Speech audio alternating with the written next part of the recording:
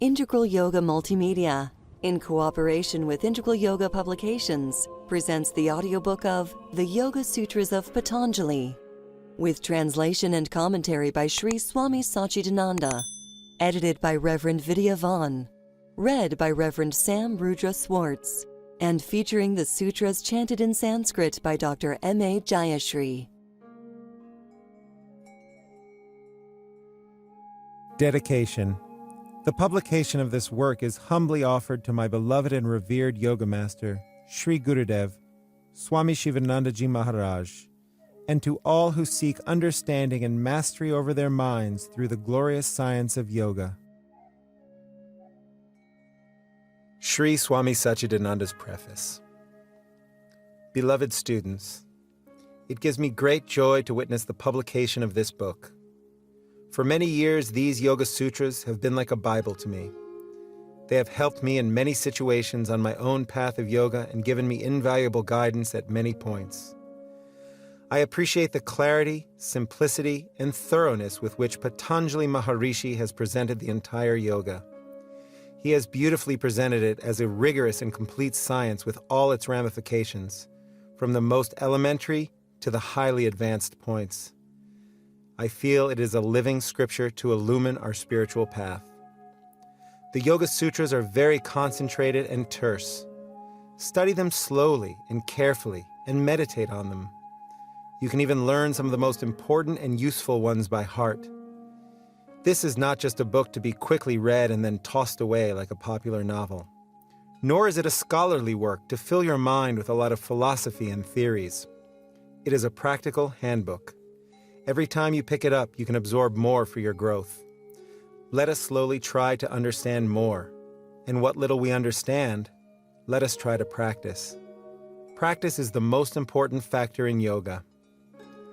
Let us know that all these ideas and practices are there to help us forget our personal selfishness and broaden our minds more and more. As my master Swami Shivanandaji used to say, just be good and do good.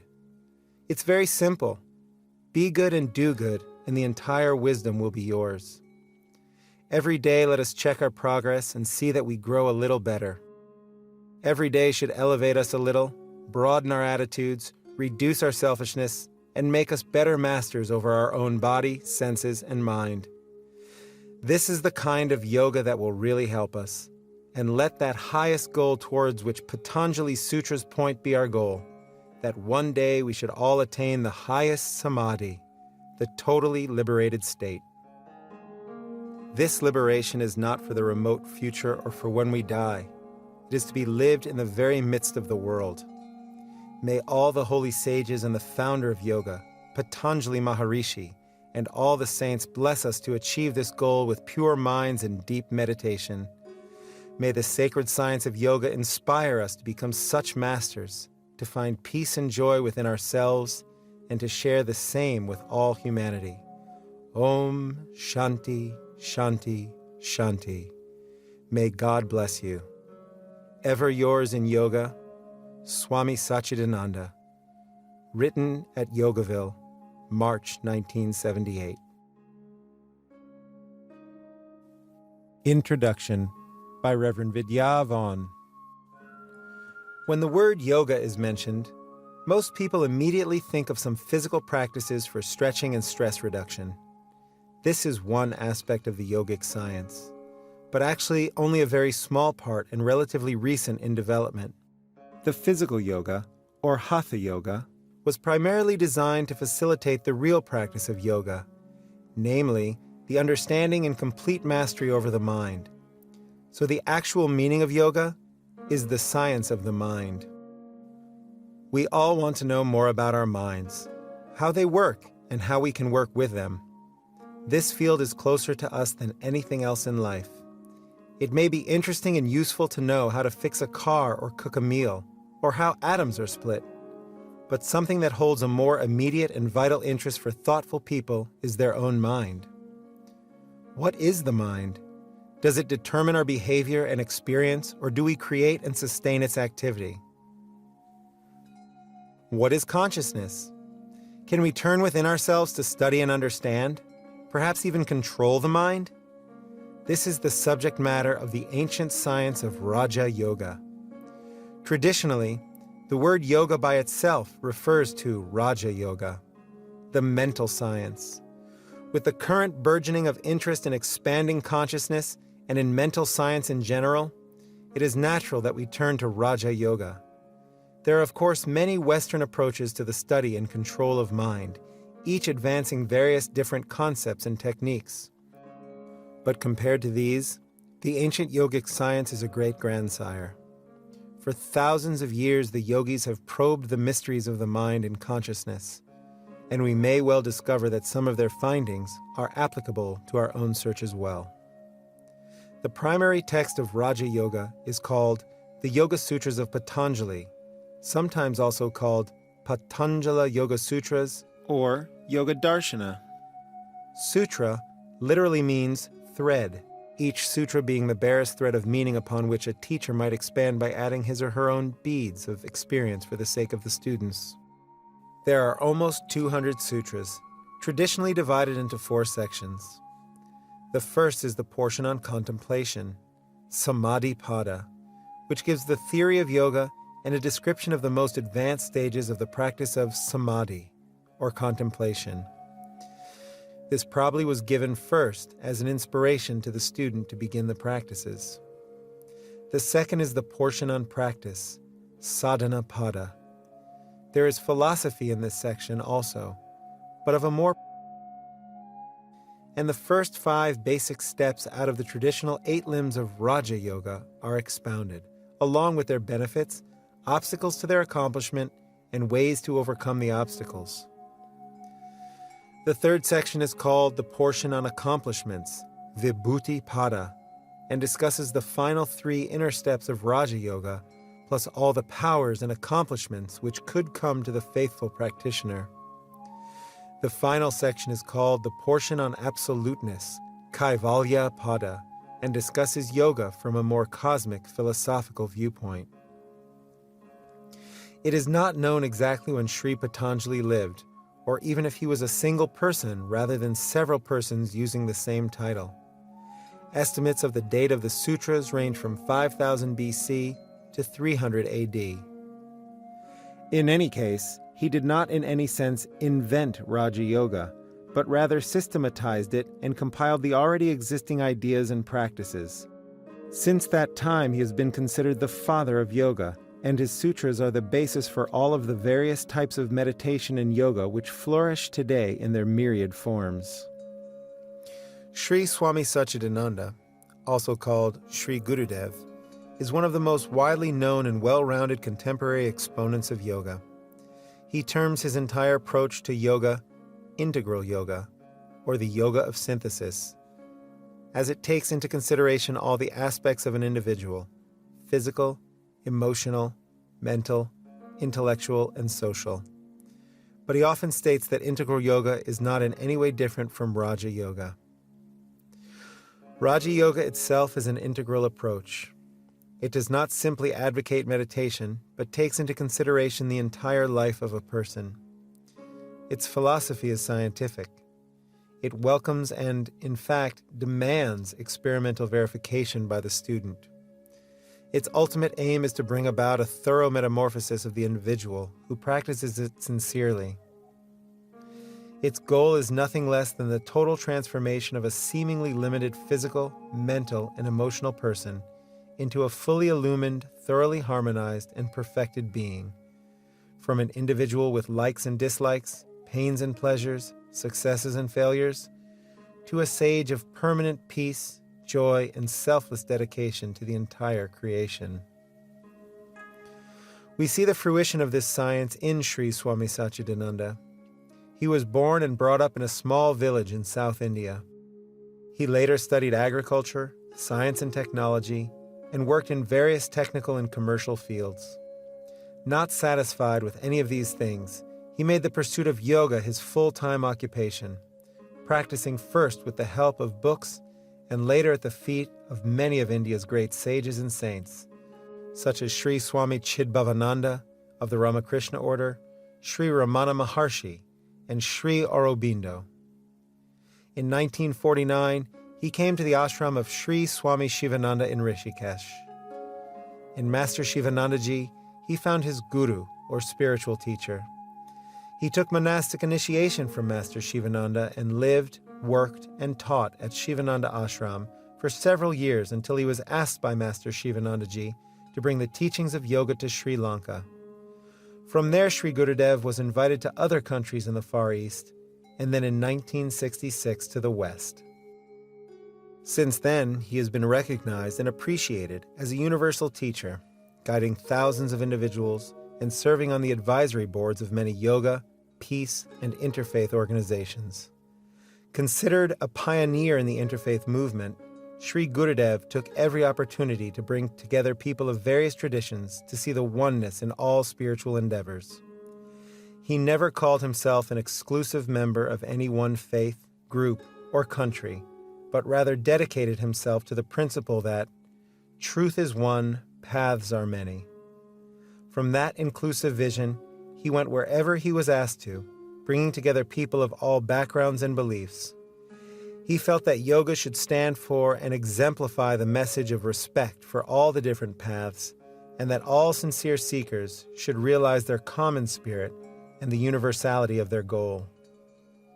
In addition to Sri Gurudev's work spreading the teachings of yoga and his lifelong devotion to interfaith understanding, he also dreamed of creating a permanent place where all people could come together and worship under one roof, in a shrine that glorified both the great religious traditions of the world and at the same time the one truth, or light, behind all the names and forms. In July 1986, the Light of Truth Universal Shrine, Lotus, was completed, inspired and designed by Sri Gurudev. It is located in the United States at Satchidananda Ashram, Yogaville, in Virginia. Over the years, Sri Swami Satchidananda received many honors for his public service, including the Albert Schweitzer Humanitarian Award, the Juliet Hollister Interfaith Award, and the U Thant Peace Award. But for those who knew him, it was not only in his public work, but in all aspects of his life that he demonstrated his attunement with nature and his transcendence of petty limitations. He is a beautiful instrument to guide us in the study of Raja Yoga. As he often said, if there is something useful for you in his words, take it and make use of it. If there is anything that is not useful, leave it. May your study of the great science of Raja Yoga bring you a life of greater health and peace, joy and understanding. Sri Patanjali was the epitome of acceptance of all methods and of broad-mindedness of approach. He did not limit his instructions to one particular technique, to members of any particular religion or philosophy, or in any other way. He gave general principles and used specifics only as examples.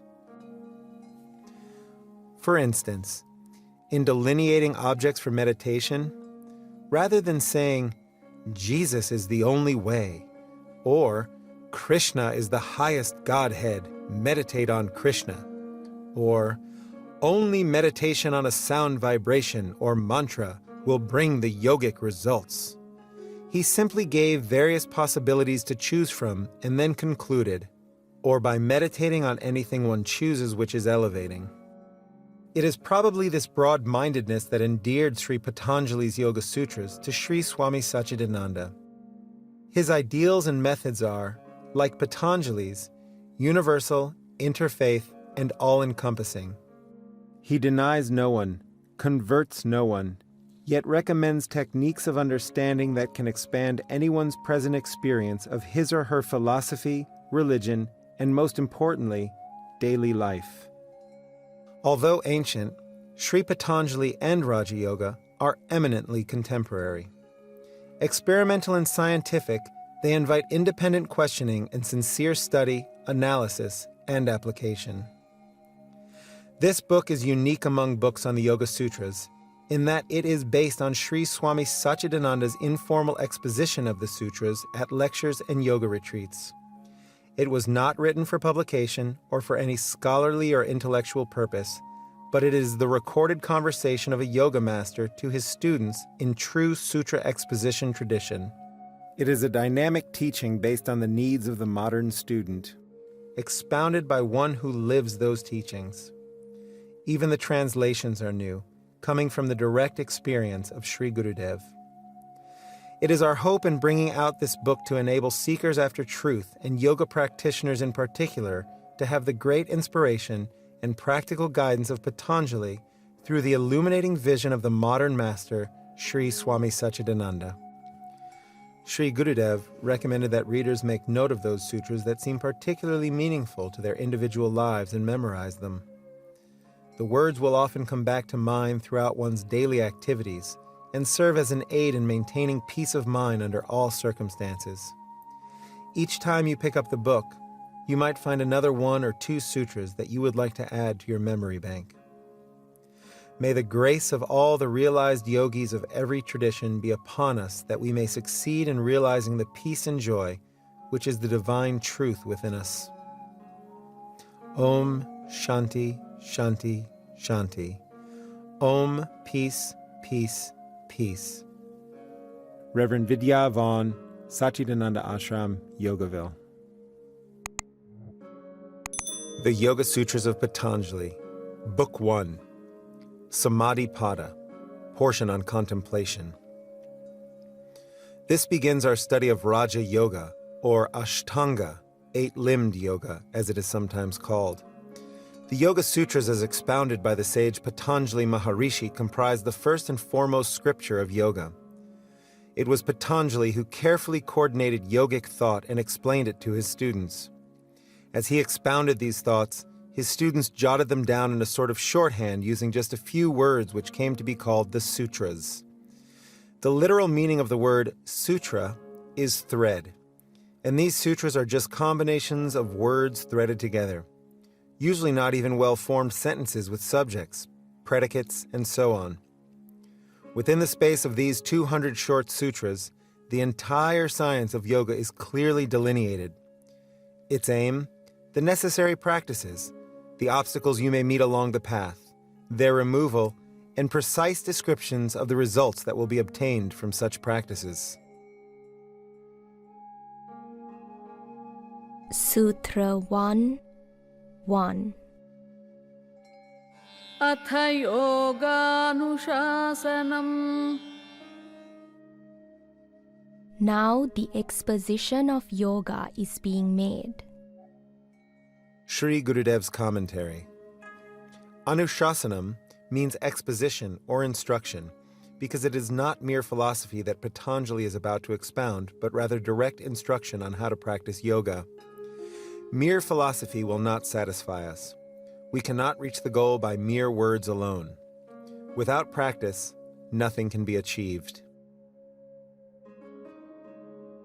Sutra 1.2. Yogaschitta vritti nirodhaha.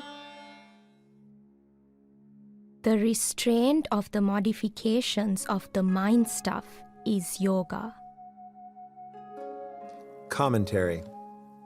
In this sutra, Patanjali gives the goal of yoga. For a keen student, this one sutra would be enough because the rest of them only explain this one. If the restraint of the mental modifications is achieved, one has reached the goal of yoga. The entire science of yoga is based on this.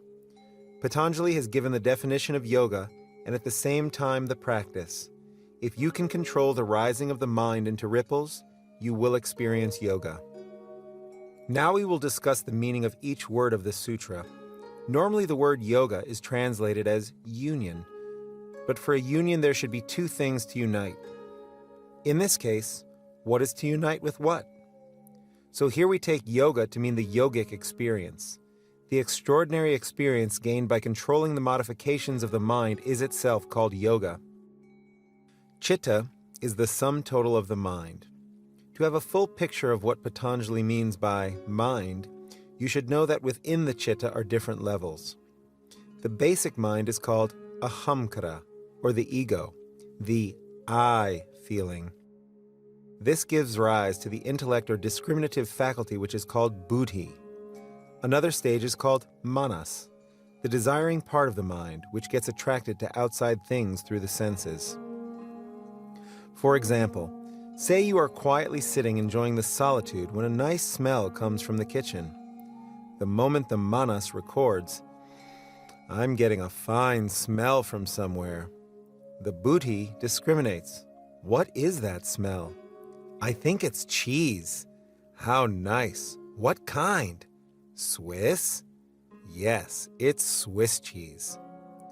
Then once the buddhi decides, "Yes, it's a nice piece of Swiss cheese like you enjoyed in Switzerland last year," the ahamkara says, "Oh, is it so? Then I should have some now." These three things happen one at a time, but so quickly that we seldom distinguish between them. These modifications give rise to the effort to get the cheese. The want was created, and unless you fulfill it by peeping into the kitchen and eating the cheese, your mind won't go back to its original peaceful condition. The want is created, then the effort to fulfill the want, and once you fulfill it, you are back to your original peaceful position.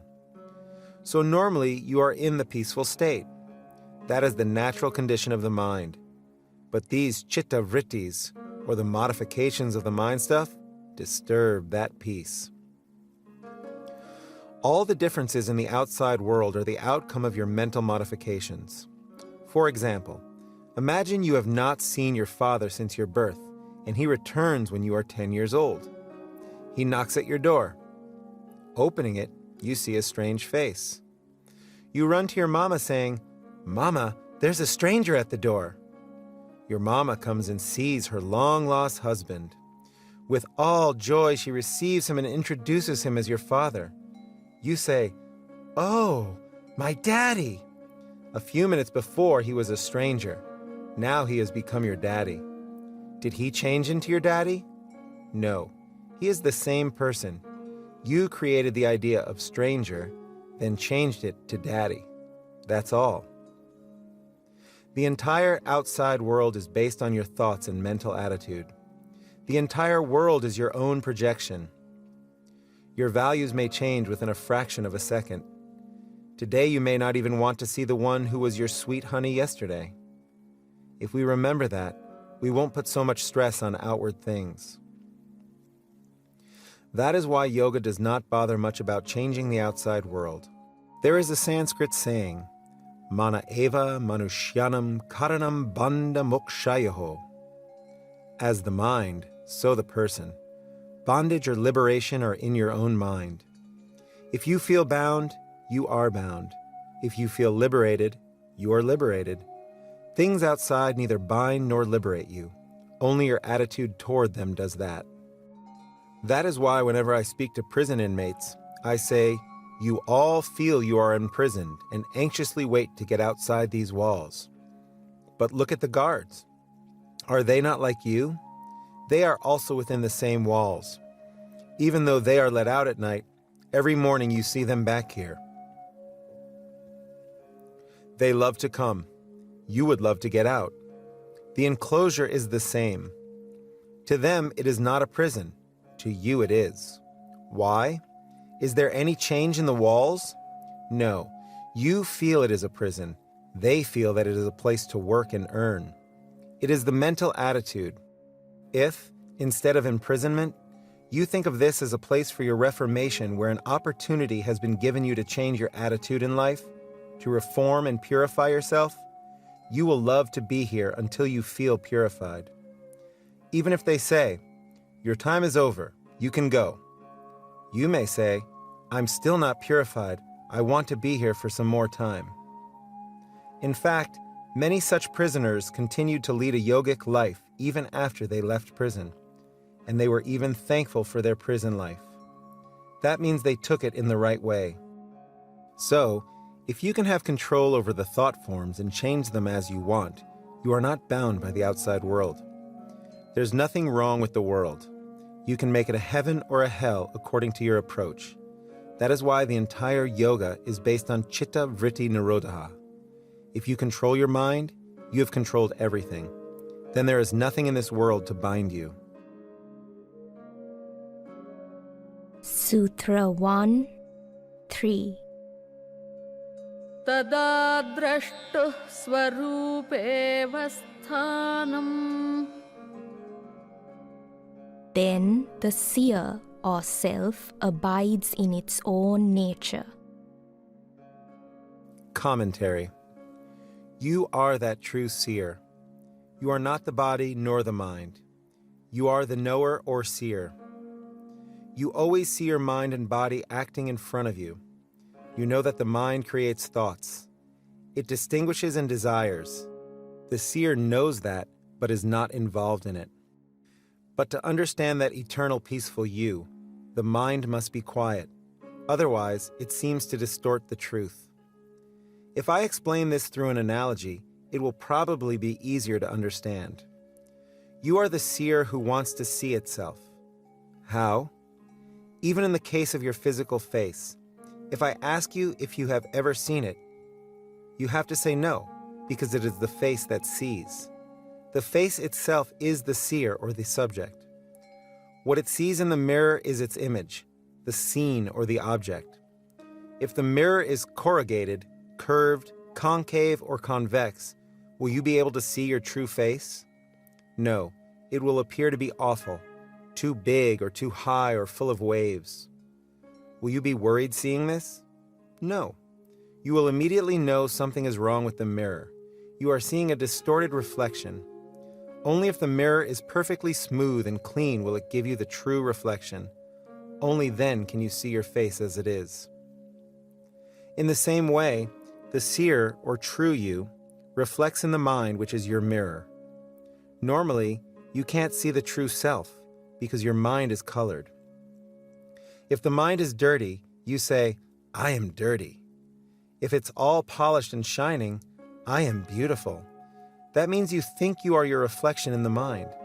If the mind has a lot of waves like the surface of a lake, you will be seeing a distorted reflection.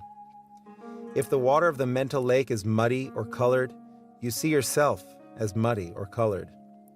To see the true reflection, see that the water is clean and calm and without any ripples. When the mind ceases to create thought forms, or when the chitta is completely free from vrittis, it becomes as clear as a still lake, and you see your true self. Hearing this analogy, you might turn around and ask me, does that mean the seer misunderstands itself or has forgotten itself? No, the seer can never misunderstand nor forget itself, but we are talking on the level of the reflection. The reflection is distorted, so the seer appears to be distorted. The true you is always the same, but you appear to be distorted or mixed up with the mind. By making the mind clean and pure, you feel you have gone back, or you appear to have gone back to your original state. Sutra 1:4. वृत्तिसारूप्यमितरत्र. At other times, the self appears to assume the forms of the mental modifications. Commentary. You seem to have lost your original identity and have identified with your thoughts and body. Suppose I ask you who you are if you don't identify with anything whatsoever. If you say, I am a man, you have identified yourself with a masculine body. If you say, I am a professor, you are identifying with the ideas gathered in your brain. If you say, I am a millionaire, you are identifying with your bank account. If a mother, with a child. A husband, with a wife. I am tall, I am short, I am black or white, shows your identification with the color and shape of the body. But without any identifications, who are you? Have you ever thought about it? When you really understand that, you will see we are all the same. If you detach yourself completely from all the things you have identified yourself with, you realize yourself as the pure I. In that pure I, there is no difference between you and me. This is true not only with human beings, but with everything. You call something a dog because it has a dog's body.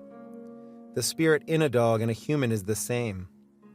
The same is true even with inanimate objects. There is the same spirit in a stone or a wall. If I use the term spirit or self, you might hesitate to believe me. But if the physicists say the wall is nothing but energy, you will believe that. So using the scientists' language, there is nothing but energy everywhere. Even the atom is a form of energy. The same energy appears in different forms to which we also give different names. So the form and name are just different versions of the same energy. And, according to the yogic scientists like Patanjali, and even many modern scientists, behind the different forms of energy is one unchanging consciousness, or spirit, or self. That is why, if we could calm our minds and get to the basis of all these modifications, we would find the unity among everything. That is the real yogic life. That does not mean we are indifferent to the changes and become useless to the world. Instead, with this experience of universal unity, we function better. We will have happy and harmonious lives. Only then can we love our neighbors as our own self. Otherwise, how is it possible? If I identify myself with my body, I will also see another person as a body, and the two bodies cannot be one. They are always different. If I identify myself with my mind, nobody can have a mind exactly like mine. No two individuals have the same body or mind, even twins. Even to the extent of the half-inch square thumb, we are not the same. Ask the fingerprint experts. They will tell you no two fingerprints are the same. But behind all these differences, in the self, we never differ. That means behind all these ever-changing phenomena is a never-changing one.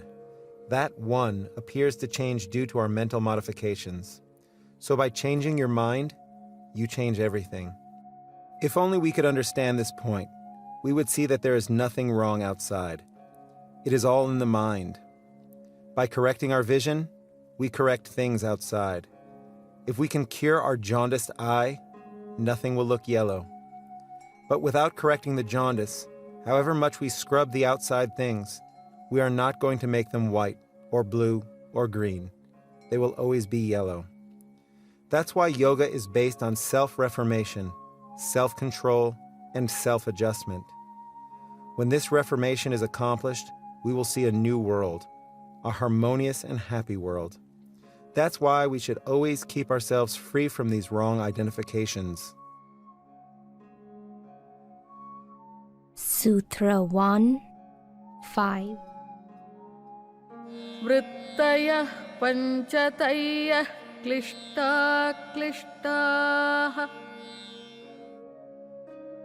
There are 5 kinds of mental modifications which are either painful or painless. Commentary. Patanjali says there are 5 kinds of vrittis, and again these are grouped into 2 major categories. One variety brings us pain, the other does not. Notice that he does not divide the thoughts into painful and pleasurable. Why? Because even a so-called pleasurable thought might ultimately bring us pain. And, again, we cannot easily know in the beginning whether a particular thought will bring pain or not. Some thoughts begin with pain, but end leaving us at peace. Others appear to be pleasurable, but bring pain. For example, our pity at another's suffering certainly causes us pain, but ultimately it expands our hearts and minds, gives us more understanding, and leaves us in peace. Instead of these terms, painful and painless, we might be able to understand this point better if we use 2 other words. Call them selfish thoughts and selfless thoughts. The selfish thoughts ultimately bring pain. For example, to love something or somebody is pleasurable. But many of you have experienced how the very same love brought you a lot of unhappiness, pain, hatred, jealousy, and so on. Why? Because that love was not just a pure love, but was based on some expectation in return. There was selfishness in it. The expectation may be anything: a little financial comfort, some publicity, or a little physical pleasure. With this expectation, love seldom lasts long. So love, though it appears to be a painless thought, ultimately ends in pain if it is based on selfishness. On the other hand, a thought like anger might bring pain in the beginning. The anger of a selfless person has no personal motive behind it. Although the anger may cause somebody to feel bad in the beginning, ultimately it helps that person to correct himself or herself and to lead a better life. For example, a little strictness on the part of the classroom teacher is needed to reform the children and make them understand their responsibilities. Whatever the thought is, if there is no selfishness behind it, it can never really bring pain to the person concerned. The result is neither pain nor pleasure, but peace. Seeing this truth, we should analyze all our motives and try to cultivate selfless thoughts. That is our first and foremost duty. Some people say, "I thought that in the name of meditation and yoga, we were supposed to make the mind blank and without thoughts."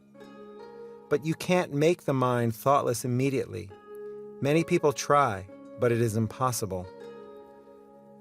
Once you make the mind thoughtless, you have attained the goal. But it is not that easy. Many people say, "I have made my mind vacant." How did they know the mind was vacant? They were aware of it. Is not that type of awareness a thought?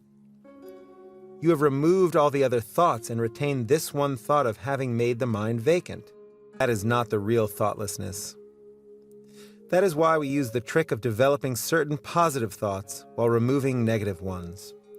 We say to the mind, "All right, if you want to create some thought forms, go ahead. But if you create thoughts that will bring you pain, you are the one who will suffer. If you are selfish, you will suffer later on. I don't want to kill you. I'm your friend. I am interested in your welfare and peace. So please listen to me. Do not create thoughts that will rebound on you. Forget your selfishness.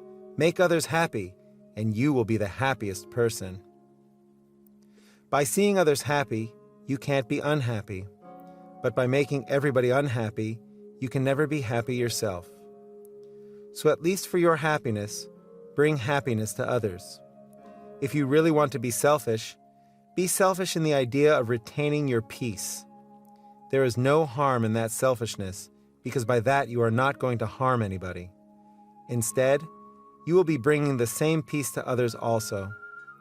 If the mind says, "I can't be selfless, I must be selfish," tell it, "All right, go to the other extreme and be selfish in refusing to disturb your own peace."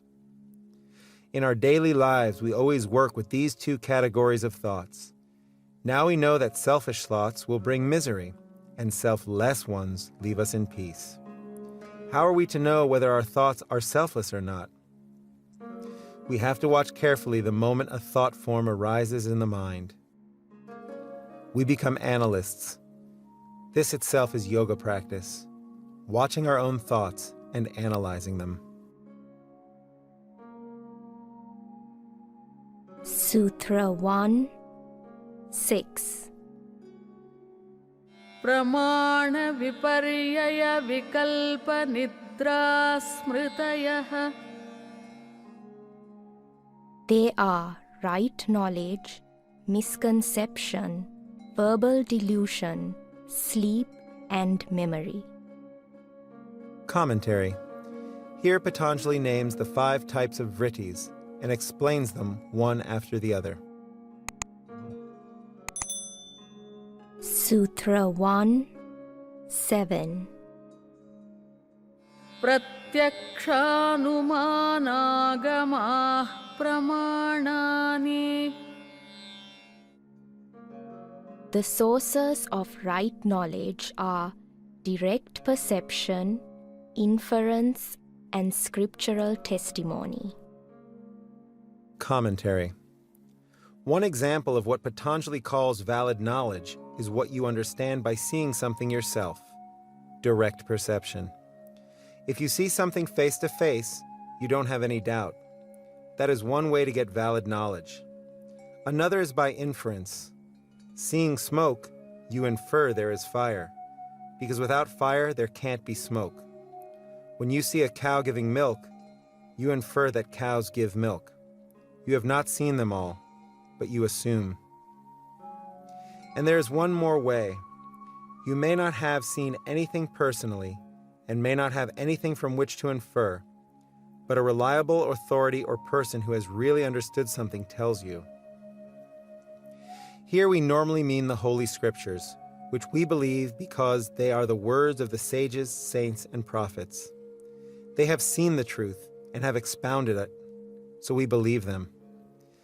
That's why in the East, if anybody asks you to do some practice, it is expected that the Scriptures also recommend it.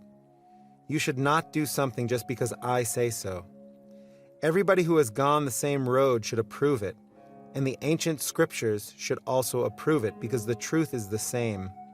It is not something to be newly invented.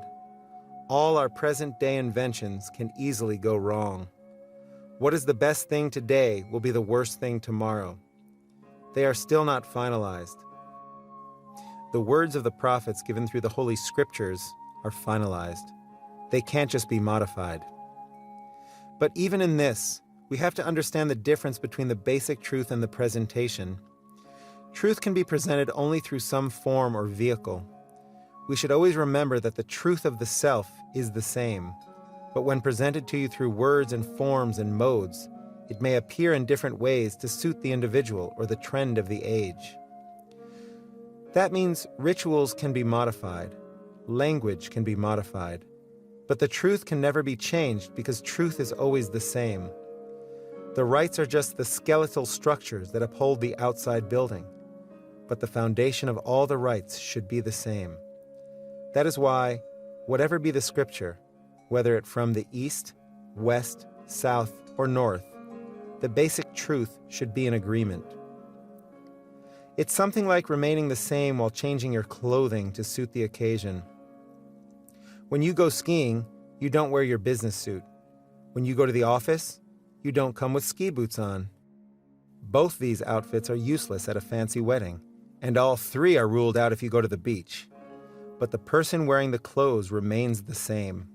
In the same way, the truth in all the scriptures is the same, but the presentation will vary.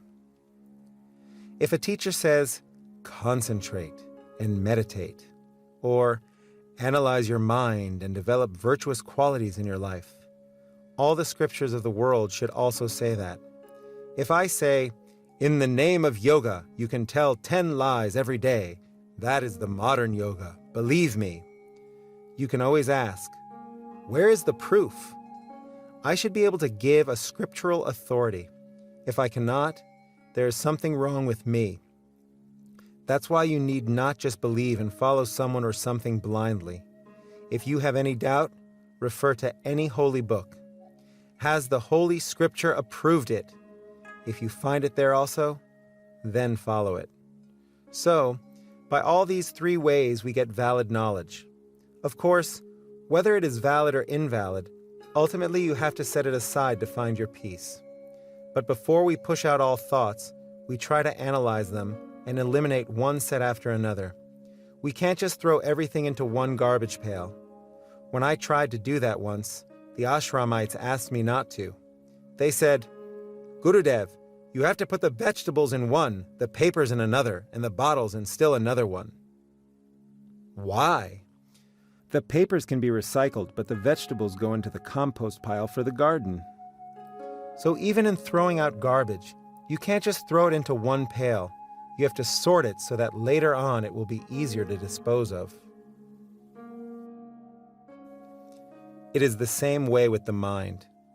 You are going to dispose of all the thoughts as garbage, no doubt, whether they are good or bad, right or wrong, so that the mind will be free from modifications.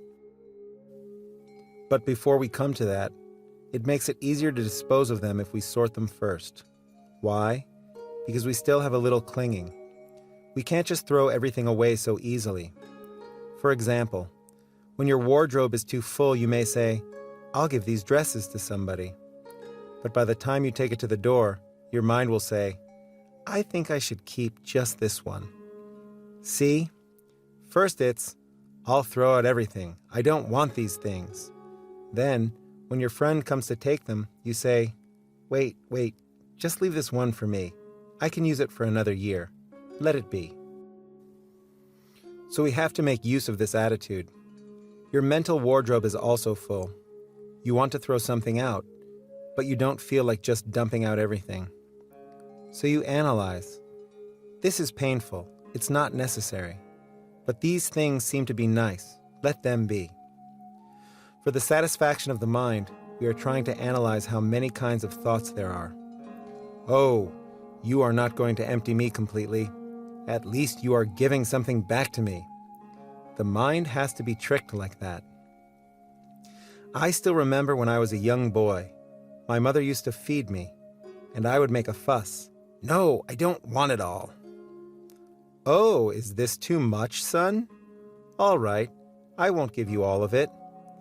She would form all the rice into a flat disc and then cut a line across and say, see, I'm taking away half. You only have to eat the other half. So the other half would be pushed aside on the plate, and she would feed me, and I would be satisfied. But while I was eating, she would start telling me nice stories, and before long, the other half would also have vanished. If by any chance I looked down at the plate before the whole thing was empty and said, Mother, you are feeding me more. I don't want it. She would say, all right, son, I'll take away this half. She said she would take away half. No, she always took half from the remaining portion. That is a trick in feeding a child. The same trick can be used in emptying the mind of thoughts. Tell the mind, all right, you have that much, and I'll take the rest away. After a while say, this also seems to be unwanted. Let's take this away also. You remove them little by little. That's why Patanjali is so careful in forming the thoughts into different groups. Sutra 1, 8. Viparyayo mithya jnanamatadrupa pratishtham. Misconception occurs when knowledge of something is not based upon its true form. Commentary. In the twilight you see a coiled rope and mistake it for a snake. You get frightened. There is no snake there in reality. There is a false understanding. But still, it created a terror in your mind. It is not only valid knowledge that creates thought waves, but erroneous impressions also. Sutra 1, 9. Shabdajnananupati vastu shunyo vikalpaha. An image that arises on hearing mere words without any reality as its basis is verbal delusion. Commentary. You hear something, but really there is nothing like that. In viparyaya, misconception, at least there is a rope to be mistaken for a snake. But in vikalpa, verbal delusion, there is nothing there, yet you still create some opinion about it. Suppose I say, John took his car to the garage and on the way all the tires got punctured, so he had to remove the wheels and give them to the mechanic to be repaired. He drove home very fast and got into an accident. You say, oh, was it a terrible accident? You are only hearing my words. You haven't taken the time to think. If you thought about it, you would say, if he gave all 4 wheels to be repaired, he couldn't drive it back. It didn't happen, but you take it seriously. Another example would be, his mother was a barren woman. It's verbal delusion, but it may still create an impression in your mind. Sutra 1, 10. Abhava pratyayalambana vrittirnidra. That mental modification supported by cognition of nothingness is sleep. Commentary. This is the fourth type. Normally we say we do not have any thought in the mind during sleep, but actually we have the thought of having no thought. That is why when we wake up we say, I slept very well. I knew nothing. You knew nothing, but you know that you knew nothing. Don't think that there is no thought in sleep. If there were no thought and you were completely unconscious, you would not even feel that you had slept. All other thoughts are temporarily suspended except this one thought of emptiness in the mind, which leaves its impression upon waking. Sutra 1:11. Anubhuta vishaya sampramosha smritihi. When a mental modification of an object previously experienced and not forgotten comes back to consciousness, that is memory. Commentary. Memories create impressions in the mind and at a later time come to the surface, either when we want them or sometimes even when we do not want them. Memories come in two ways. Dreams are memories that come to the surface when we sleep. Daydreams are memories that arise during the day. Both are impressions which, when formed, slowly descend to the bottom of the mind and come to the surface when they are rekindled for some reason. So these are the 5 kinds of vrittis, or thought forms, that must be controlled to make the mind void and to allow the inner peace to shine through. Knowing this, our next question is, how can we control these vrittis? It is easy to say, control the mind, but in reality, the mind seems to be controlling us. Sutra 1:12. Abhyasa vairagyabhyam tannirodhaha. These mental modifications are restrained by practice and non-attachment. Commentary. On the positive side, you practice. On the other side, you detach yourself from the cause for these modifications. Patanjali gives both a positive and negative approach to thought control, which he proceeds to elucidate in the following sutras. Sutra 1:13. Tatra sthitau yatnobhyasaha. Of these two, effort towards steadiness of mind is practice. Commentary.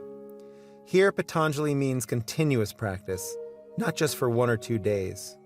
You have to always be at it, not just for a few minutes a day and then allowing the mind to have its own free time all the other hours.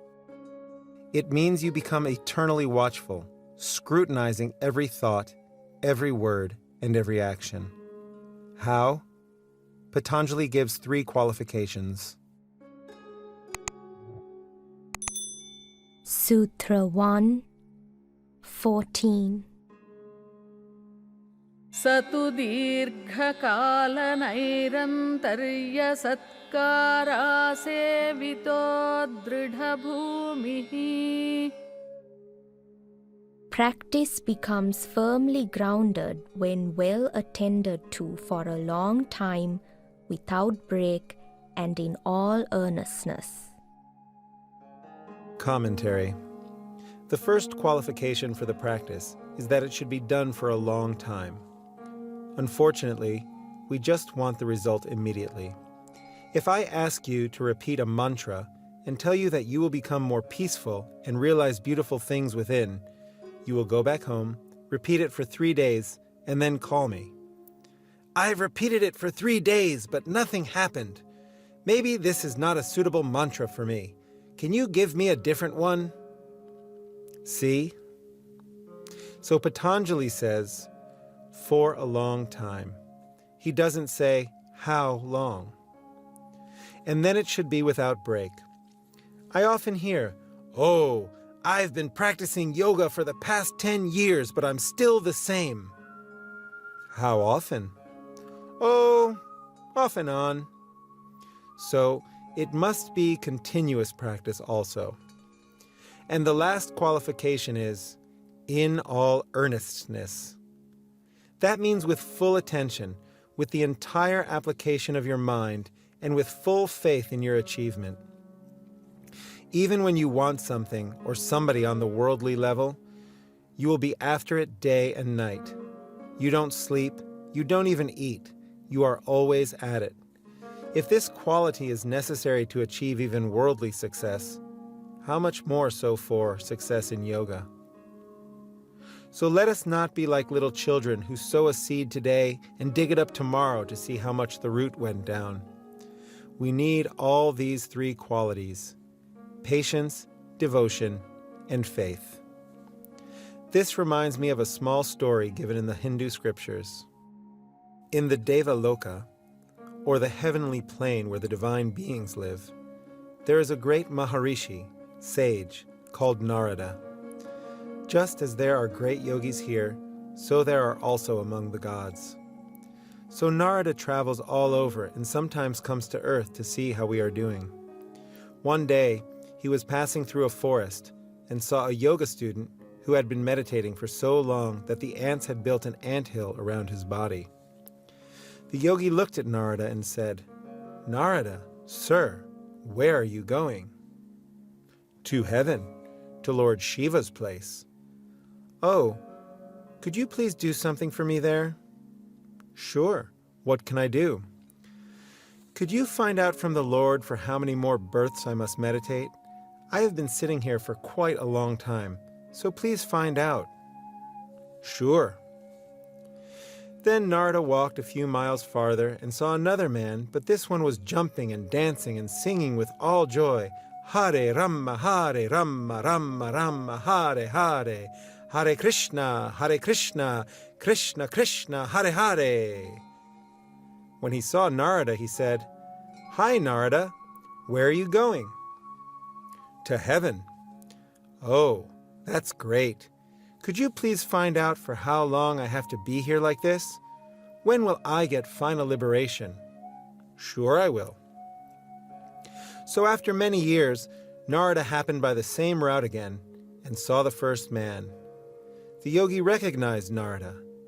"Narada, I haven't had any answer from you. Did you go to heaven? What did the Lord say?" "I asked, but the Lord said you have to take another 4 births." "Another 4 births? Haven't I waited long enough?" He started shouting and lamenting. Narada walked further and saw the second man still singing and dancing. "Hi, Narada. What happened? Did you get some news for me?" "Yes." "Well, tell me." "Do you see that tree there?" "Sure." "Can you count the leaves on it?" "Sure. I have the patience to do it. Do you want me to count them right away?" No. You can take your time to count. But what has that got to do with my question?" "Well, Lord Shiva says you will have to take as many births as the number of leaves of that tree." "Oh, is that all? So at least it's a limited number then. Now I know where it ends. That's fine. I can quickly finish it off. Thank God that he didn't say the leaves of the entire forest." Just then, a beautiful palanquin came down from heaven, and the driver said, "Come on, would you mind getting in? Lord Shiva has sent for you." "I'm going to heaven now?" "Yes. But just now Narada said I have to take so many more births first." "Yes, but it seems that you were ready and willing to do that, so why should you wait? Come on." "And what about the other man?" "He's not even ready to wait 4 more births. Let him wait and work more." This is not a mere story. You can easily see the truth behind it. If you are that patient, your mind is more settled, and what you do will be more perfect. If you are unsettled and anxious to get the result, you are already disturbed. Nothing done with that disturbed mind will have quality. So it is not only how long you practice, but with what patience, what earnestness, and what quality also. Sutra 1:15. दृष्टानुश्रविकविषयवितृष्णस्य वशीकारसंज्ञा वैराग्यम्. The consciousness of self-mastery in one who is free from craving from objects seen or heard about is non-attachment. Commentary. Normally, the mind gets attached by seeing or hearing something. It is mainly through the eyes and ears that the mind goes out and gathers things to satisfy its desires. Before the mind is attracted to something it sees or hears, you should have discrimination to see whether that object is good for you or not. The mind should not just go and grasp as it wants. Non-attachment should not be misunderstood to be indifference. Vairagya, non-attachment, literally means colorless. Vai is without, raga is color. Every desire brings its own color to the mind. The moment you color the mind, a ripple is formed. Just as when a stone is thrown into a calm lake, it creates waves in the water. When the mind is tossed by these desires one after the other, there won't be peace or rest in the mind. And with a restless mind, you can't have steady practice.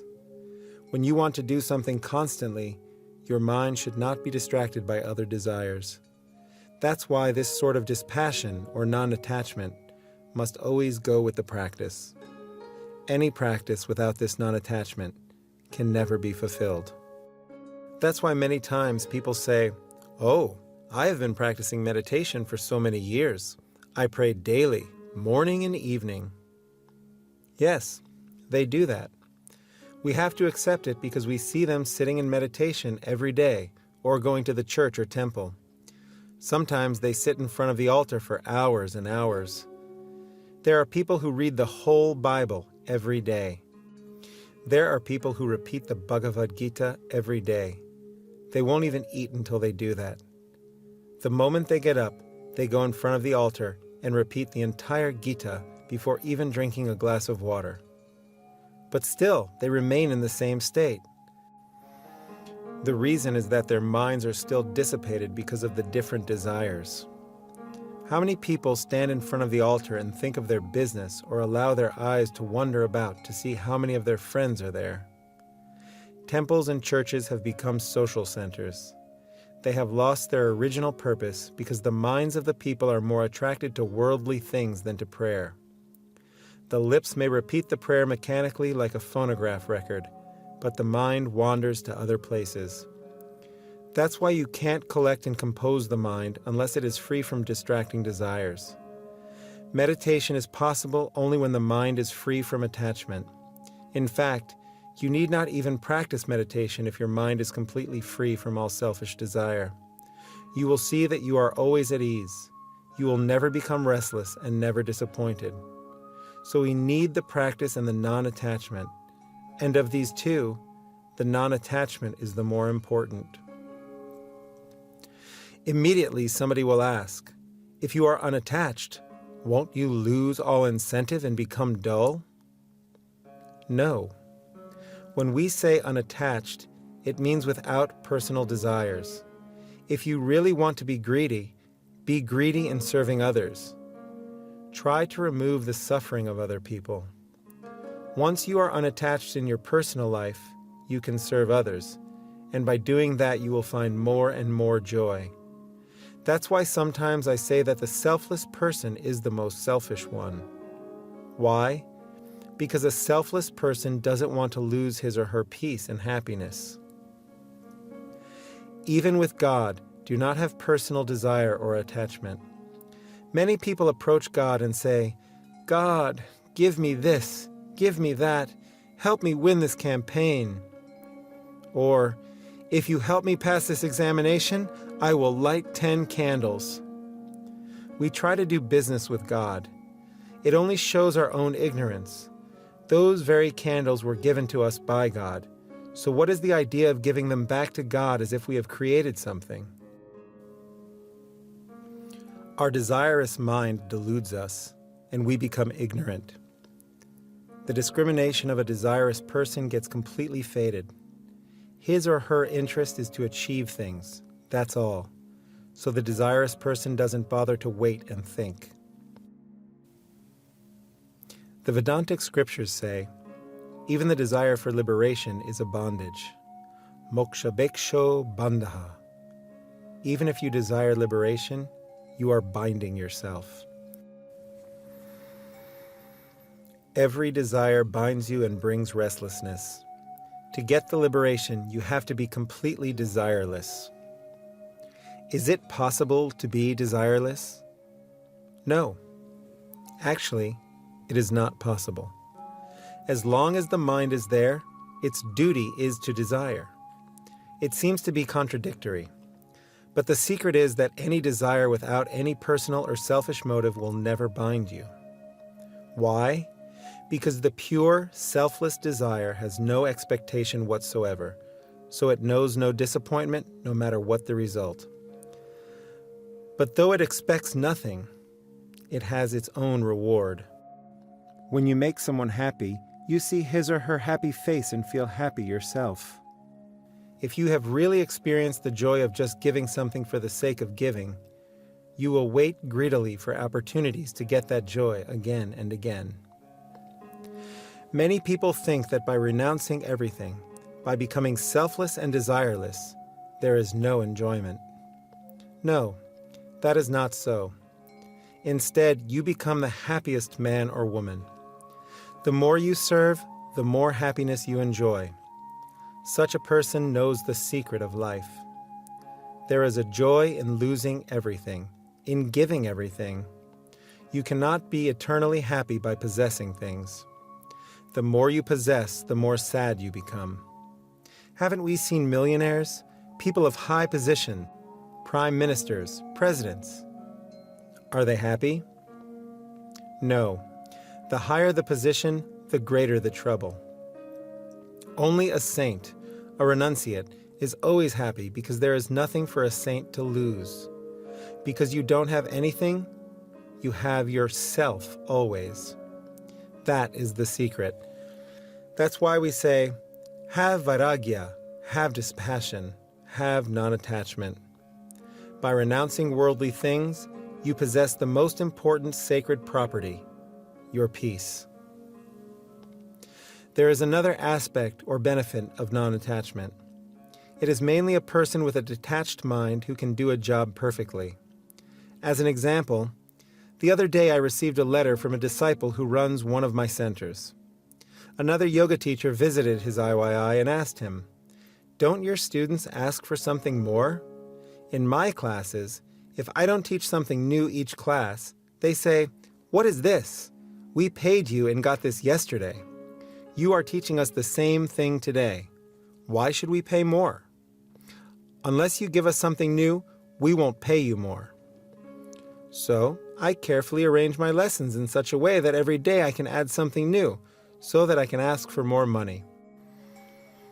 But here, I see the same old stuff every day, and people are coming more, and nobody seems to be disappointed." Then my child said, "We don't sell yoga. We just teach for our joy. The people contribute as they want. There's no business here, but rather the heart is working. Probably in your case you expect money, and so you are interested in teaching something new every time to get more people and more money." It is a fact. The same thing is happening in our other Hatha classes also. For years now, people have been coming to the classes and each class has been more or less the same. And every time they come, they contribute something without ever getting tired of it.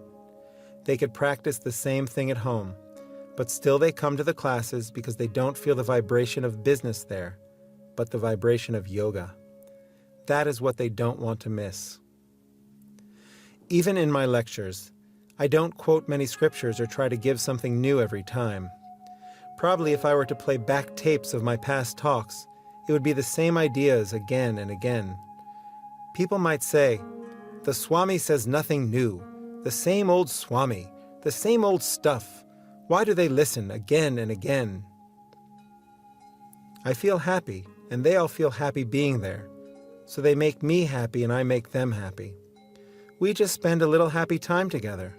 That's all.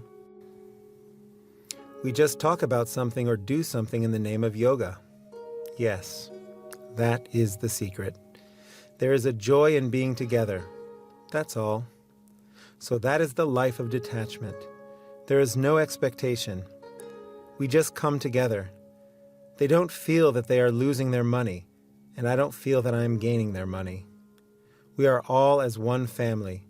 We pool our money, our energy, and our ideas. What else do we want in this life? And that is yoga. So when the mind is free from personal interest, we do our work well and feel joyful. Our lives become meaningful. If our minds are free from selfishness and there is sacrifice in everyone's lives, the very world becomes a heaven, an abode of peace and bliss. Everything in this life gives. Sacrifice is the law of life. That is why we admire and adore people who have given their lives for the sake of humanity. Why do we worship Jesus and the cross? Because sacrifice is the meaning of that cross. He sacrificed himself, and we worship that quality. It is not the piece of wood we appreciate, but the sacrifice it represents. He gave his very life for the sake of humanity. It is because of that sacrifice that all the prophets, sages, and saints are worshipped as divine beings or as God. It is not only saints, but everything in nature, trees, birds, animals. They all live for the sake of others. Why does a candle burn and melt away? To give light. Why does an incense stick burn to ash? To give fragrance. Why does a tree grow? To give fruit and flowers. Is there anything sentient or insentient in this world that lives for its own sake? No. When the entire nature sacrifices, why should we human beings alone lead selfish lives? We are here to give and give and give. What is due to us will come without our worrying about it. Of course, even here we can wonder, if I am to lead a sacrificial life, how can I eat? How can I clothe myself or have a house of my own? You can have all these things to equip yourself to serve others. You must have a bed to rest in to feel refreshed in the morning to go out and to serve others. You must eat to have enough energy to serve others. So you do everything with the idea that you are preparing yourself to serve others. Even the practice of meditation is not done just for your own peace, but is done because with a peaceful mind, you can go out into the world and serve well. With that very idea, you can meditate. So even your yogic meditation becomes a selfless action. That is what is meant by, even with God, do not have attachment. This vairagya, or non-attachment, alone is enough to change your entire life into a joyful one. Sutra 1:16. Tatparam purushakyater gunavaitrishyam. When there is none thirst for even the gunas or constituents of nature due to the realization of the Purusha or true self, that is supreme non-attachment. Commentary. In this sutra, Patanjali goes on to explain the higher form of vairagya. The detachment of the mind from its personal desires and enjoyment is the ordinary vairagya. The mind might want something, but having control, you tell the mind, no, and it stays away. But in the higher non-attachment, you don't even think of attaching yourself. In other words, with the ordinary vairagya, you may be completely free from new things coming in to tempt you. But what will you do with the impressions that are already in your mind? The memory of having experienced something will still be there. For example, after many years of thievery, a robber decides not to steal anymore. But still, the memory of having stolen so many things and enjoyed them remains in that robber's mind. In the yogic term, these memories are called impressions, or samskaras. Now and then the samskaras will come up. Oh, how nice it would be if I had just stolen that car. How I would have enjoyed it. But these people came and told me not to attach myself, and I accepted it, and am staying away from this. Or, I remember how much I enjoyed smoking and drinking. This yoga business came in, and somehow I don't have those joys anymore. Many people feel like that because the samskaras are still there. You can't just go into the mind and erase the impressions, but they get themselves erased at one point. When you succeed in going within and realizing the peace and joy of your own self. The moment you understand yourself as the true self, you find such peace and bliss that the impressions of the petty enjoyments you experienced before become as ordinary specks of light in front of the brilliant sun. You lose all interest in them permanently. That is the highest non-attachment. Before that, you are in between. You have not tasted that greatest joy, but you have experienced some mental peace. However, this peace is just the reflection of the true peace on your tranquil mind. We should understand this point well. To use the analogy of the mirror again, imagine a brilliant light reflecting on a mirror. If the mirror has a crooked or colored surface, the reflection gets distorted.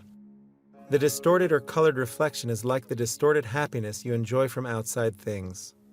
By detaching yourself from these things, you make the mental mirror steady and straight and see a steady image of yourself. But still, the image is not the true original self, or bliss absolute.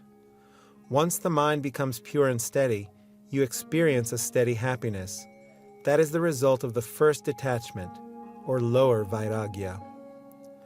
Although it is only the reflection, it is almost the same as the original. Once that steady reflection is achieved, the true experience will happen automatically. You need not do anything more to get it. The mind automatically ceases to exist, and all that remains is the original peace and joy which we call God, or the Self. If that supreme non-attachment comes even once, even for a second, you experience that joy. That's why we try to sit for a while in meditation every day. If we get even a glimpse of that, we will not try to go here and there to taste other things. If you find a delicious dish in one restaurant, you will never go to any other restaurant. Is it not so? You will even walk 10 or 20 blocks out of your way to get that dish you like. In the same way, we will just leave all these things saying, "How can these things compare to that?" You will not want to lose any opportunity to sit and enjoy that peace. And if you slowly get rooted in it, you can allow your hands and even your mind to work, but you will always be in peace. In Hindi, there is a saying, "Man me ram, hat me kam." Literally it means, in the mind, Ram, God, in the hand, work. Or it could be said more clearly as, keep the heart in God and the head in the world. If you know how to put your heart in God, you can rest there always and still play in the world. It will no longer be a hell to you, but a beautiful playground. Nothing can bind you. You can enjoy everything as play. You can be an expert player. If you don't know how to play, you sometimes get kicked. I still remember the first time I played cricket. I was just looking around and somebody hit me with the ball. I just threw down my racket and left. Cricket became a terrible game to me because I couldn't play well. But by knowing how to play, many thousands of people enjoy that game. How many people are always in the water from morning until night, whereas other people are dreadfully afraid of it? In the same way, we need never be afraid of the world if we learn how to enjoy it. We can really enjoy the world and even give all the pleasures to our senses. Nothing needs to be starved. But when? Only when we have found the source and connected one part of the mind there. Then we can enjoy everything. Otherwise, we will get lost. So, enjoy the world doesn't mean immediately. Achieve supreme vairagya first, and then enjoy. That is the secret of success in life. One who does this will always succeed. There can be no failure in his or her life. Everyone should do that. That is our goal and birthright. Nothing less than that. Sutra 1:17. वितर्क विचारानन्दास्मितानुगमात् सम्प्रज्ञातः Sampranyata samadhi is accompanied by reasoning, reflecting, rejoicing, and pure I-amness. Commentary. In the first section of this portion, Patanjali gives the theory of yoga. Now he speaks of the final practice called samadhi, or contemplation, and its variations. Patanjali is completely scientific in this respect. He sees yoga as a rigorous science and never hesitates to give all the aspects of the practice and their ramifications. It is the duty of a scientist to understand and explain every aspect of his discoveries. It is just as when a chemist formulates a medicine. He has to explain its proper usage as well as any adverse reactions that could occur if not used properly. In case you might think you are ready to practice samadhi right away, you should know that the practice of samadhi only becomes possible after a person has achieved perfection in concentration and meditation. The mind must have acquired one-pointedness and have been brought completely under control, because the entire mind must be used in the practice of samadhi. In this and the following sutra, Patanjali talks about two kinds of samadhi: sampranyata, distinguished, and asapramnyata, undistinguished. Patanjali further divides the sampranyata samadhi into four forms. To understand them, we have to understand the makeup of what he calls nature, or prakriti. According to Patanjali, prakriti also has four divisions: the very gross material, the subtle elements called the tanmatras, which ultimately expresses the concrete forms which you see, the mind stuff, chitta, and the ego or individuality. So, samadhi is practiced first on the gross objects, savitarka samadhi, then on the subtle elements, savichara samadhi, then on the mind devoid of any objects except its own joy. In other words, on the sattvic mind, sa'ananda samadhi, and finally on the I, feeling alone, sa'asmita samadhi. There is a gradation because you can't immediately contemplate the very subtle. First, you have to train the mind to focus on something concrete. When the mind is focused on a concrete object, that is called savitarka samadhi. Remember that at this point the mind is already well under control. The moment the purely focused mind contemplates an object, it goes to the very depth of that object and understands every particle of it. A focused mind gains power, and when that powerful mind concentrates on an object, the entire knowledge of that object is revealed to it. Knowing this, we can easily see that the scientists who probed the matter and discovered atomic energy were practicing savitarka samadhi. They were practical and wanted to know. They focused their entire minds on that, and even that small particle of matter revealed itself. In getting the knowledge, we gain power over the atom. That is what is meant by savitarka samadhi. So the benefit of this contemplation is the understanding of the inner secrets and power of your object of contemplation. But what will you do with this power?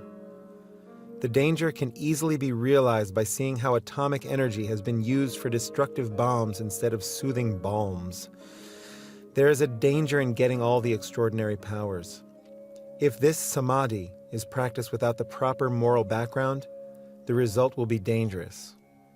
But as a scientist, Patanjali must explain it anyway.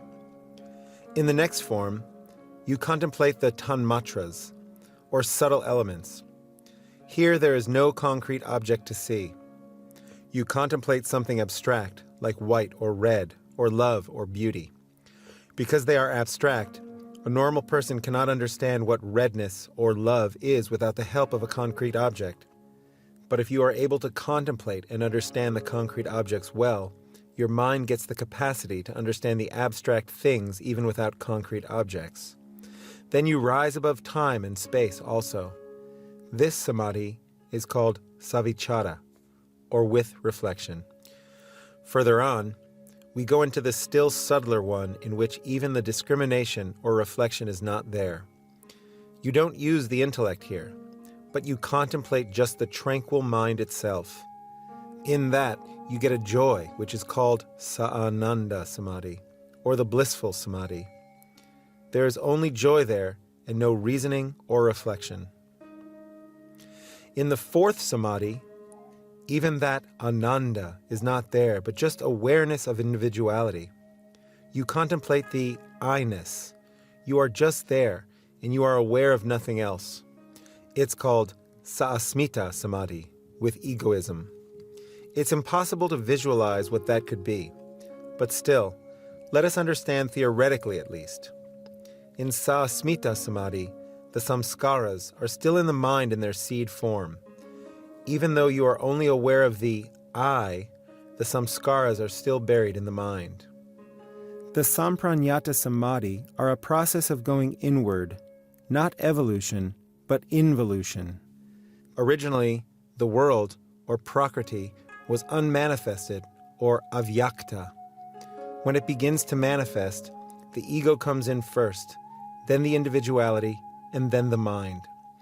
Then, from the mind you get into the tanmatras, then the gross elements. That is the natural evolution. In yogic meditation, we experience the involution. It could be called the creation and destruction. But actually, there is nothing created in you, nor is anything destroyed.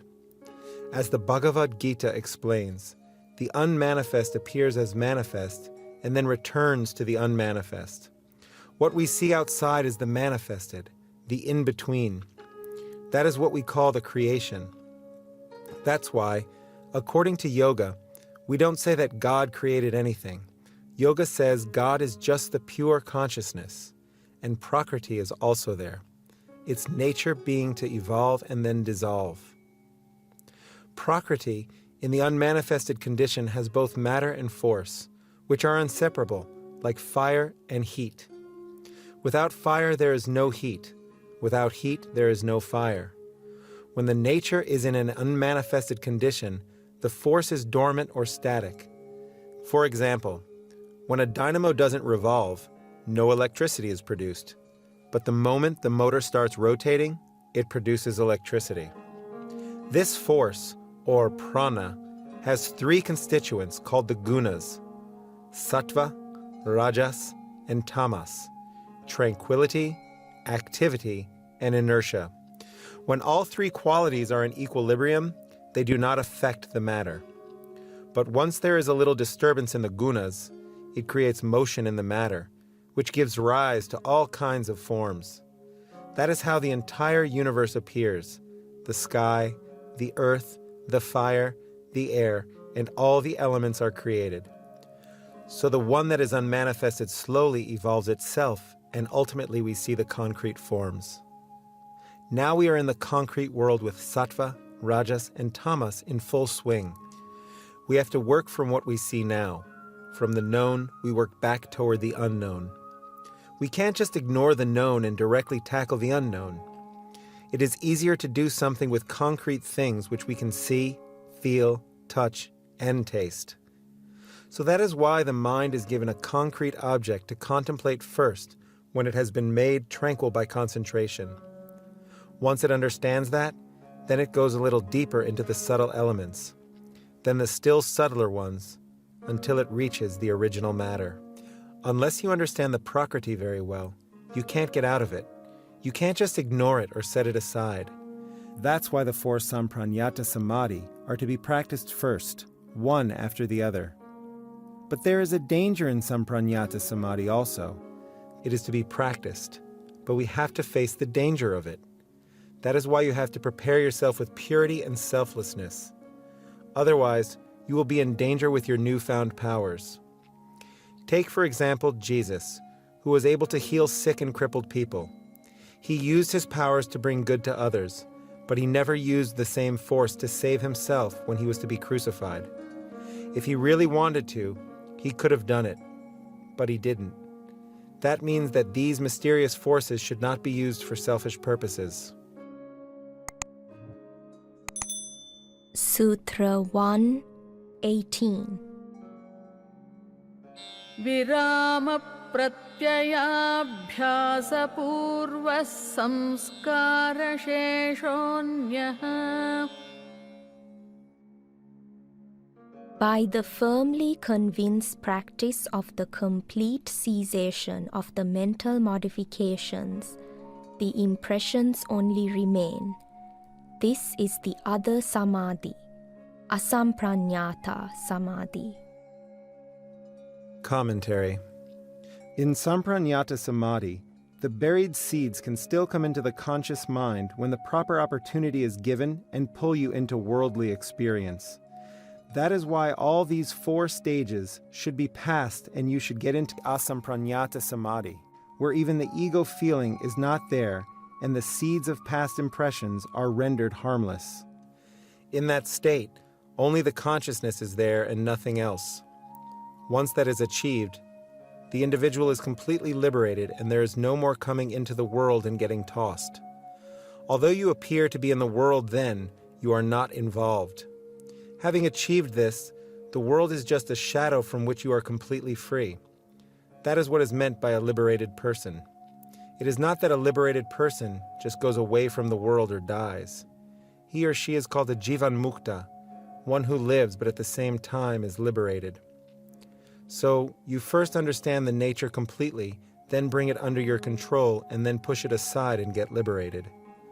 Sometimes people try to renounce the world by retiring to a forest or cave, thinking that otherwise they will get caught. But such people can never be free from the nature. They can never hide anywhere. Wherever they go, nature will follow. There is no other way except to understand it, handle it properly, and then rise above it. That's why the Sampranyata Samadhi, with all its 4 varieties, should be practiced. Then you can easily understand the Asampranyata Samadhi, because when you understand the Prakriti, you can brush it aside and turn in to see yourself. You understand yourself to be the pure self, or the Purusha, which seemed to have been entangled in Prakriti and is now finally free. Sutra 1:19. Bhava pratyayo videha prakritilayanam. Those who merely leave their physical bodies and attain the state of celestial deities, or those who get merged in nature, have rebirth. Commentary. Suppose you practice a little Sampranyata Samadhi and then die. Do you lose all the benefit? Patanjali says no. Once you gain a certain mastery over nature, but lose this body before attaining the highest goal of liberation, you go on to become one of the controllers of nature. Such people are called Videyas. Suppose you have mastered the gross elements without going into the subtler ones. You become the controller of the gross elements of nature. If you had stopped at the practice of Asmita Samadhi, having reached the very depth of nature, you would have become the master of nature. Such people are called the Siddha Purushas, or the gods who control the different phenomena, Indra, Varuna, Agni, and so on, according to the Hindu names. But whoever they become, they have to come back to study further and get liberated. Temporarily, they have dropped out of nature, but to get the final degree, they have to enter the university again. We drop out temporarily, but if we are interested in getting the degree, we have to go back to the university. Prakriti is that universe iti. You go to a certain point and get into a higher abode and control nature, but still the seeds of desires and attachments are there. You are not completely liberated, so you come back again to fulfill the other practices and get the degree. That's why even the gods have to become human beings. It is only on the human level that there is a possibility of getting liberation. The gods are just human beings who have evolved a little further and learned to control nature, and by that control have earned the enjoyment of certain pleasures in the heavens. But after that, they come back. This coming and going will always be there until they burn all the seeds of desire and become completely liberated by knowing themselves. Sutra 120. Shraddha Virya Smriti Samadhi Prajna Purvaka Itaresham. For the others, this asampranyata samadhi could come through faith, vigor, memory, contemplation, and or by discernment. Commentary. These are some of the methods Patanjali gives that will be discussed further in the second chapter on yogic practice. Just briefly, faith must be there, or at least courage. You must be strong, and you should have a good memory of all the mistakes you have made and the lessons you've learned so as not to fall back into the worldly rut again. And of course, there must be contemplation, or samadhi, as Patanjali has been talking about all along, and finally discernment or discrimination between the real self and the unreal, prakriti. Sutra 121. Tivra samveganamasannaha. To the keen and intent practitioner, this samadhi comes very quickly. Sutra 122. Mridu madhyadhimatratvat tatopi visheshaha. The time necessary for success further depends on whether the practice is mild, medium, or intense. Sutra 123. Ishvara pranidhanadva. Or samadhi is attained by devotion with total dedication to Ishvara. Commentary. Here he says that there is another way to get success, Ishvara pranidhana, or self-surrender to God. By the term Ishvara, Patanjali means the supreme consciousness, not the individual soul, but the supreme soul. Patanjali goes on to explain who Ishvara is. Sutra 124. Klesha karma vipakashayira paramrishtah purusha vishesha Ishvaraha.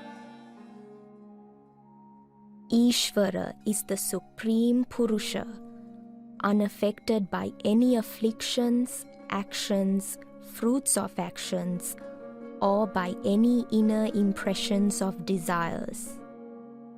Commentary. This means Ishvara has no desire, thus no action and no need to reap the fruits of action. Then what is Ishvara? Sutra 125. Tatra niratishayam sarvajna bijam. In Ishvara is the complete manifestation of the seed of omniscience. Commentary. In other words, Ishvara is all-knowing and is knowledge itself. The cosmic knowledge is called the Supreme Soul, or Purusha. How can we imagine or visualize it? Imagine a circle. You see the space within it and the space outside it. The inner space is finite and the outer is infinite. If you accept the existence of a finite space, automatically you have to accept an infinite one. Without infinite, there can be no finite. The moment you say, I am a man, there must be a woman. If you say left, there must be a right. The thought of one implies the thought of the other. We feel that our minds and knowledge are limited and finite. So there must be a source of infinite knowledge beyond that. Sutra 1:26. Sapurveshamapi guru kalenanavachhedat. Unconditioned by time, Ishvara is the teacher of even the most ancient teachers. Commentary. Although all knowledge is within you, and you need not get it from outside, somebody is still necessary to help you understand your own knowledge. That is why a teacher, or guru, is necessary. He or she helps you go within and understand yourself. To help you, your guru must know something him or herself. From where did your guru get that knowledge? It must have been learned from somebody else. There must be a chain of gurus. Then who is the first guru? There may be hundreds of thousands of gurus, but there should be a primary one. There should be an infinite reservoir of knowledge from which all knowledge came in the beginning. That's why Patanjali says the Supreme Purusha, or Ishvara, is the guru of the gurus. So, Ishvara Pranidhana, or devotion to the all-knowing Ishvara, is another method for obtaining samadhi. It is the emotional path which is easier than the other methods mentioned before. Just surrender yourself, saying, I am thine, all is thine, thy will be done. The moment you have resigned yourself completely, you have transcended your own ego. We try to practice yoga with our egos. Oh, I can concentrate. I can penetrate this object. I can empty my mind. All these ideas of I can should become I can'ts. We should become completely resigned. When we say I can, we are speaking as a part of nature. Once we say I can't do anything, it is you, we have risen above nature. That is a simple and safe shortcut if you can do it. Ultimately, nobody can achieve eternal peace by doing something with the mind, which is part of nature. That supreme joy can only be acquired when you rise above nature by complete surrender. Then you can transcend nature and understand God in the transcendental state. Once you transcend, you know that you were never involved in nature. Big or small, you are completely pure and free. Then you become one with the transcendent God. In that state, as Jesus said, I and my Father are one. You can never say that as Mr. So-and-so with 150 pounds of flesh and bone and 5'6" height and curly hair. Which I can say, I and my Father are one? The pure I, who is uninvolved and free from nature. That freedom comes once you surrender yourself completely to God. In our ordinary lives we have yoga, union with nature, but now we want yoga with God. We have union always, but our union with Prakriti should be changed to union with God. Union with God is the real yoga. So now you can see the connection between the devotional side of the religious teachings and yoga. There is no difference between religion and yoga. Yoga is the basis of all the religions. With the light of yogic understanding, you can walk into even the difficult corners of the scriptures and understand every religion well. Sutra 1:27. Tasya vachaka pranavaha.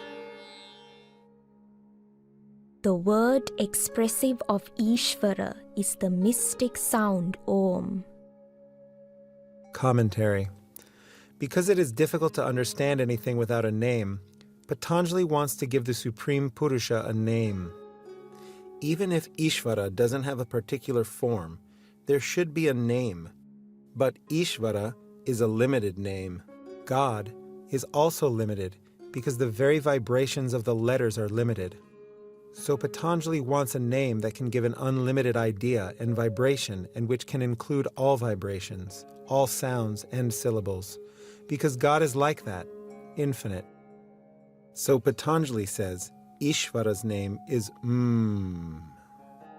We can't easily say so it is written as Om. Om is called pranava, which simply means humming. But you need not hum to feel God's presence.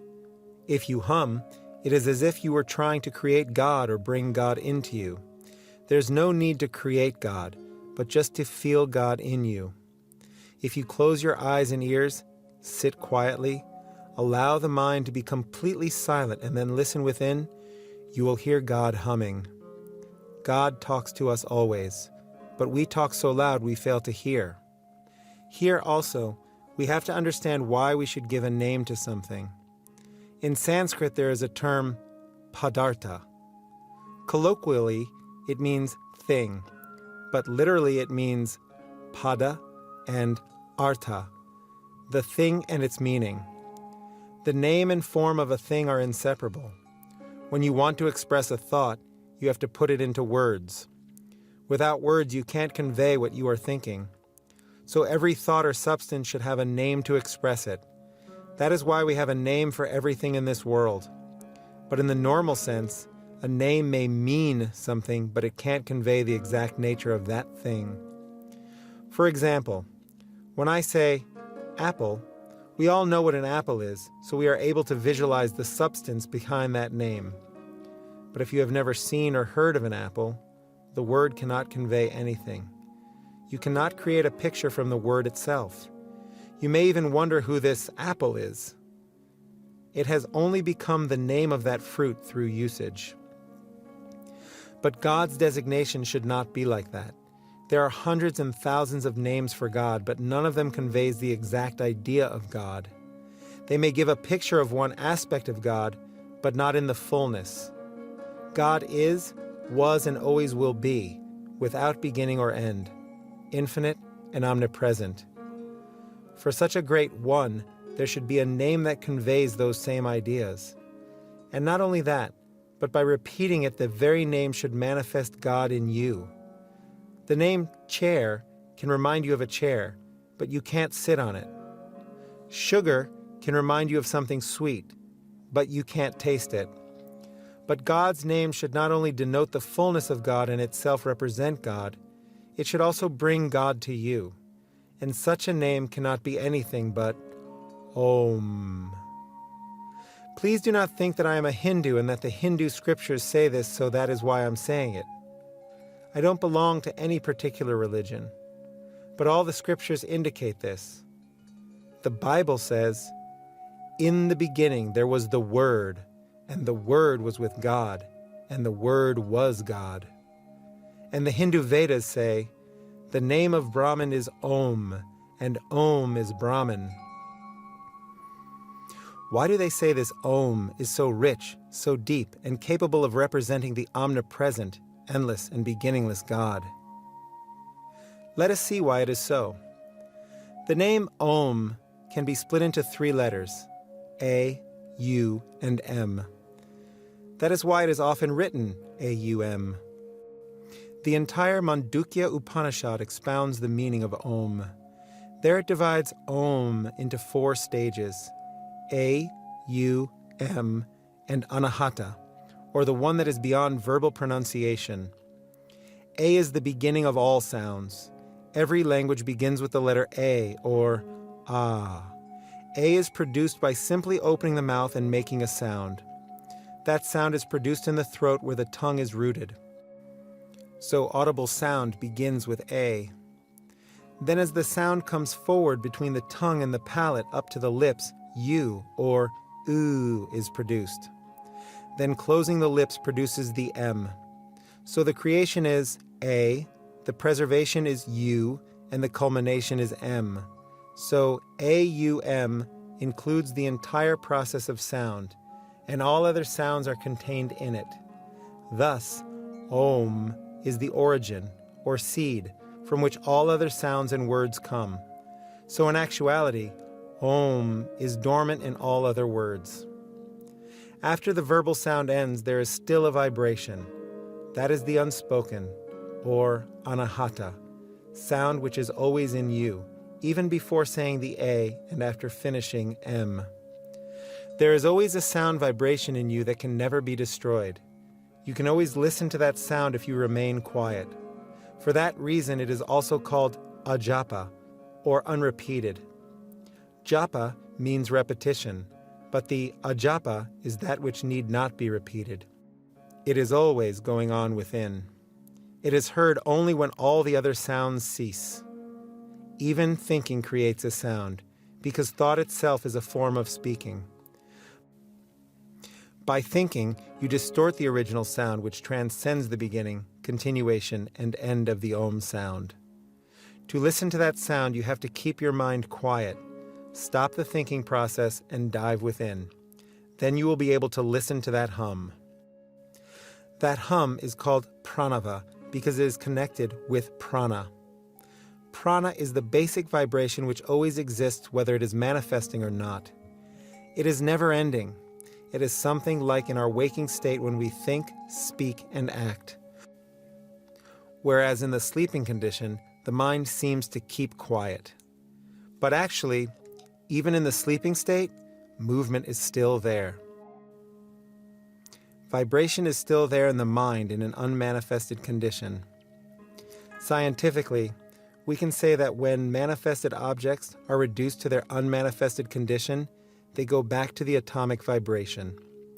Nobody can stop that atomic vibration. We say that animate objects move while inanimate ones do not, because it appears that way to our eyes. We can't see any motion in a stone, but that does not mean it is motionless. We need not go to the scriptures. The scientists themselves have proven that. Similarly, even without you repeating it, the basic sound is always vibrating in you. It is the seed from which all other sounds manifest. That is why Om represents God in the fullest sense. It has the power to create everything. If you make an apple out of clay, paint it beautifully, and put it on a table with a real apple, an ordinary person cannot see the difference between the clay apple and the real one. They look alike and have the same name. But if you plant them both, your clay apple will not create an apple tree, but the real one will. The true apple has the creative capacity within itself because the seed is there. Likewise, other words are just like the clay apple, while the seed word Om has the creative capacity to manifest the entire world. The entire world evolves from that and goes back into that again. That is why God's name should be Om. No other name can be more adequate to represent God. We should also understand that Om was not invented by anybody. Some people didn't come together, hold nominations, take a vote, and the majority decided, all right, let God have the name Om. No, God manifested as Om. Any seeker who really wants to see God face to face will ultimately see God as Om. That is why it transcends all geographical, political, or theological limitations. It doesn't belong to one country or one religion. It belongs to the entire universe.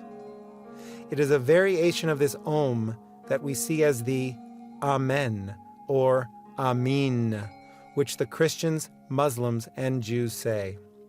That doesn't mean someone changed it. Truth is always the same. Wherever you sit for meditation, you will ultimately end in experiencing Om, or the hum.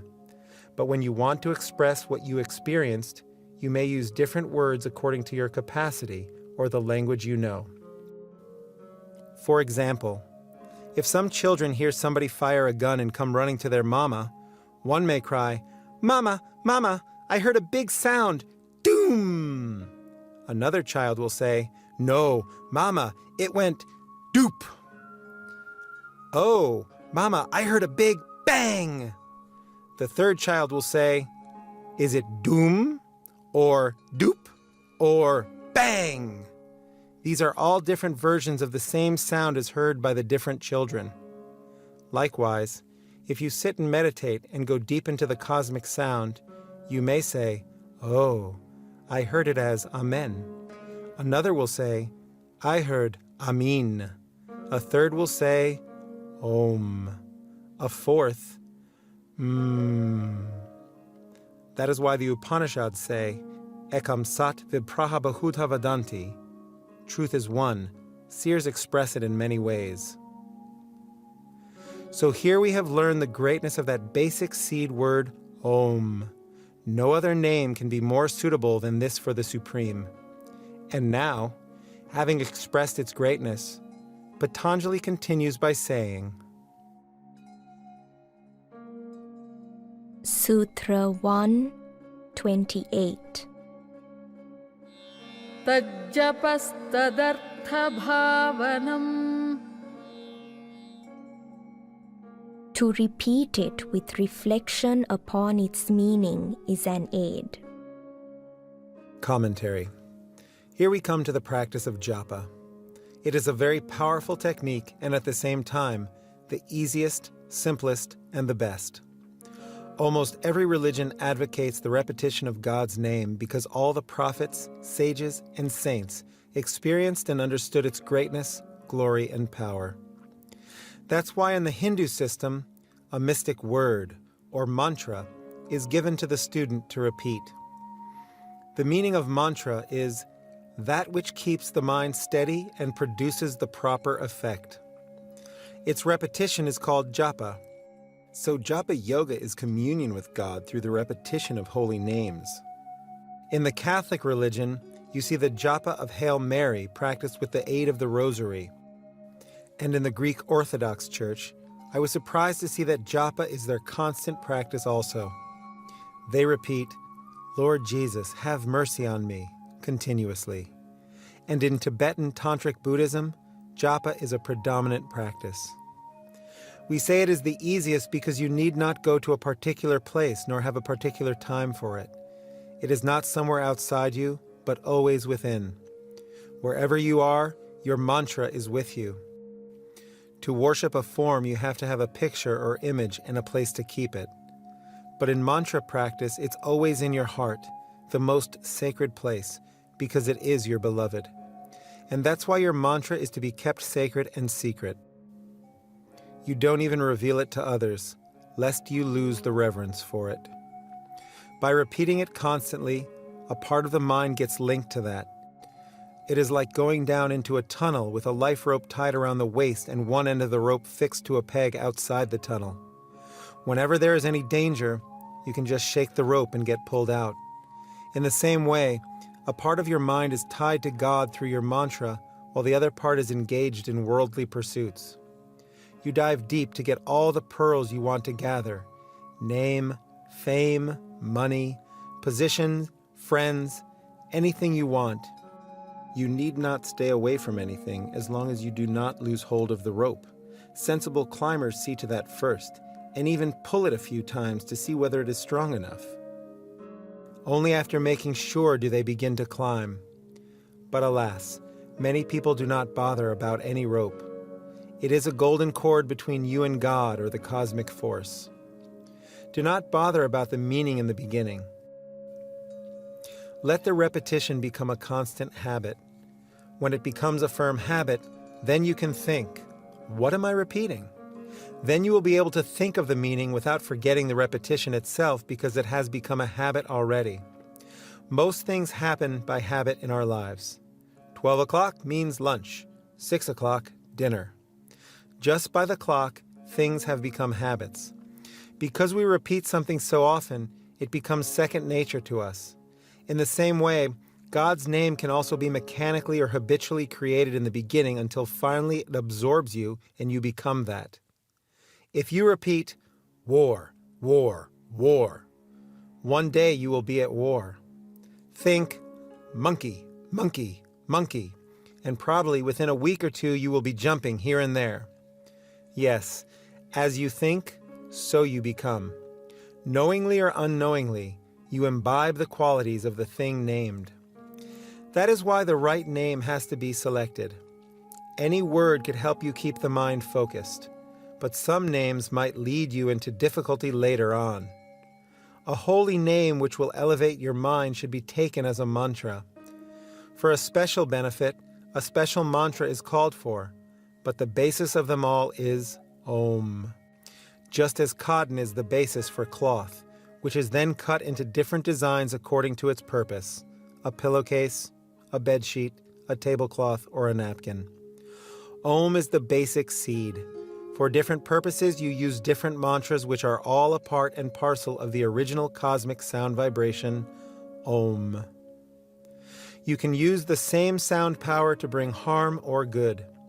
The people who do voodoo and black magic are also using mantric power. So you can make or break, bless or curse with your words.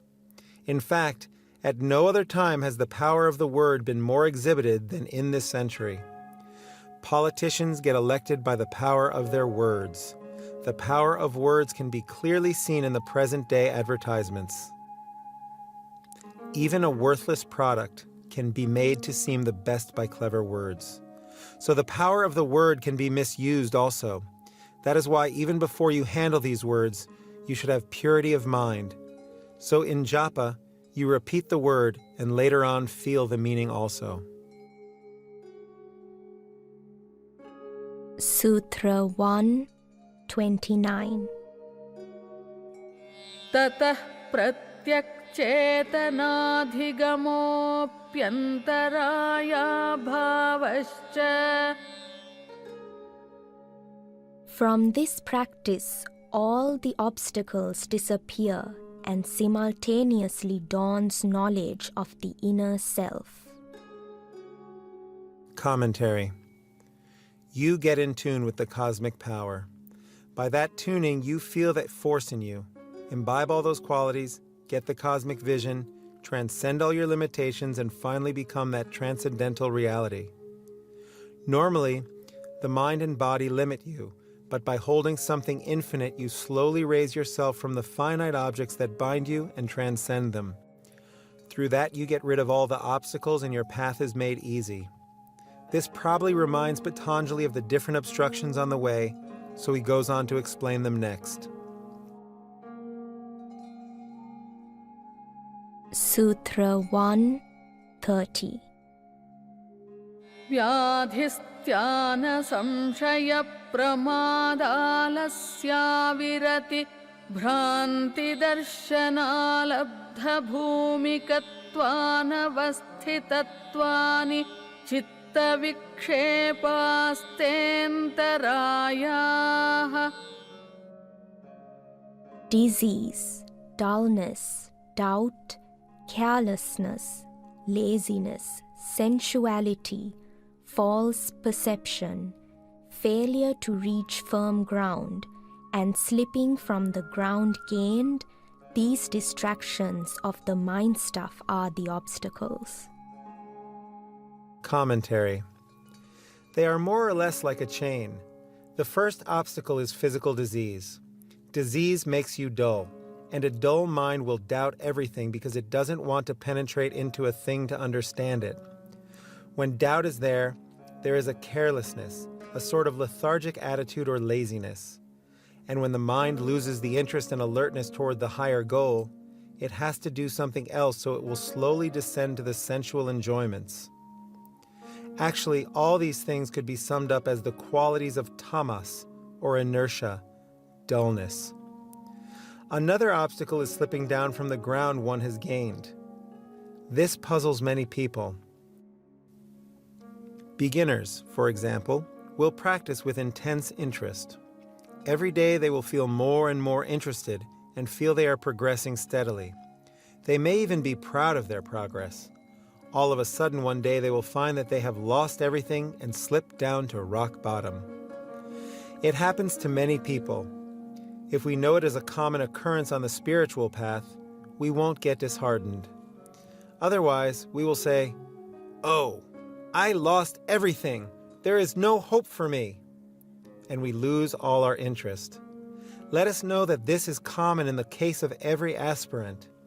The mind can't function on the same level always. It has its heights and depths. If there is going to be steady progress always, there will be no challenge, no game in it. Remember, yoga practice is like an obstacle race. Many obstructions are purposely put on the way for us to pass through. They are there to make us understand and express our own capacities. We all have that strength, but we don't seem to know it. We seem to need to be challenged and tested in order to understand our own capacities. In fact, that is the natural law. If a river just flows easily, the water in the river does not express its power. But once you put an obstacle to the flow by constructing a dam, then you can see its strength in the form of tremendous electrical power. Sutra 131. दुःखदौर्मनस्याङ्गमे जयत्वश्वास प्रश्वासा विक्षेपसह भुवः. Accompaniments to the mental distractions include distress, despair, trembling of the body, and disturbed breathing. Commentary. These are symptoms that we all sometimes experience which prevent concentration and meditation. That is where we have to take care of our day-to-day activities, movements, associations, and diet. We shouldn't allow the body and mind to be tamasic. They should always be in a sattvic, tranquil condition. That cannot be created all of a sudden by meditation alone. So we have to take care of all these things in our daily life.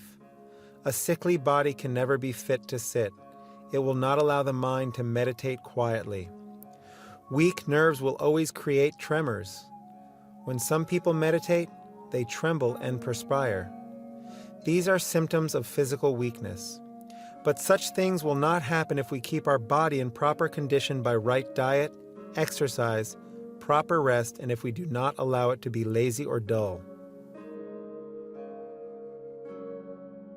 Sutra 132. तत्प्रतिषेधार्थमेकतत्त्वाभ्यासः. The practice of concentration on a single subject or the use of one technique is the best way to prevent the obstacles and their accompaniments. Commentary. The point here is that we should not keep changing our object of concentration. When you decide on one thing, stick to it whatever happens. There's no value in digging shallow wells in 100 places. Decide on one place and dig deep.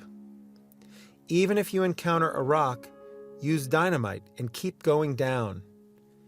If you leave that to dig another well, all the first effort is wasted and there is no proof you won't hit rock again. Before you start digging, analyze well and find out which spot is good. Then, once you decide and begin, you should not question it further. Go right at it, because it will be too late then to think whether it is worthwhile or not. You should have done that before. Even if it is a long route, your perseverance will make it short. Our aim is to make the mind steady, so it is immaterial what object we take. Anything can take you to the goal, because you are not concentrating on the object for the sake of the object, but for the sake of your goal. The object is only a symbol of that. We should always remember this. All our ideas, objects, or even mantras are just symbols to hold on to as aids toward the goal. Behind the objects, you should always remember the goal. Tastes, temperaments, and capacities differ, so you should not criticize other people's objects of meditation because you have selected another. They are approaching the same goal through their objects. Just as you have confidence in your object, they too have that confidence in their way. We should not disturb other people's faith, nor let ourselves get disturbed from our faith. Stick to one thing and forge ahead with that. Why do you want to have this one-pointed concentration? To make the mind clear so you can transcend it. You are not going to cling to the object, but just use it as a ladder to climb up. Once you have reached the roof, you leave the ladder behind. Now, in the following sutras, Patanjali gives certain suggestions for attaining and maintaining this one-pointedness. We can easily see what a broad outlook he has. He is interested in the goal and not in the paths. He doesn't try to squeeze you into one particular path. He only gives you a few suggestions and ultimately says that if none of these satisfy you, select whatever you want.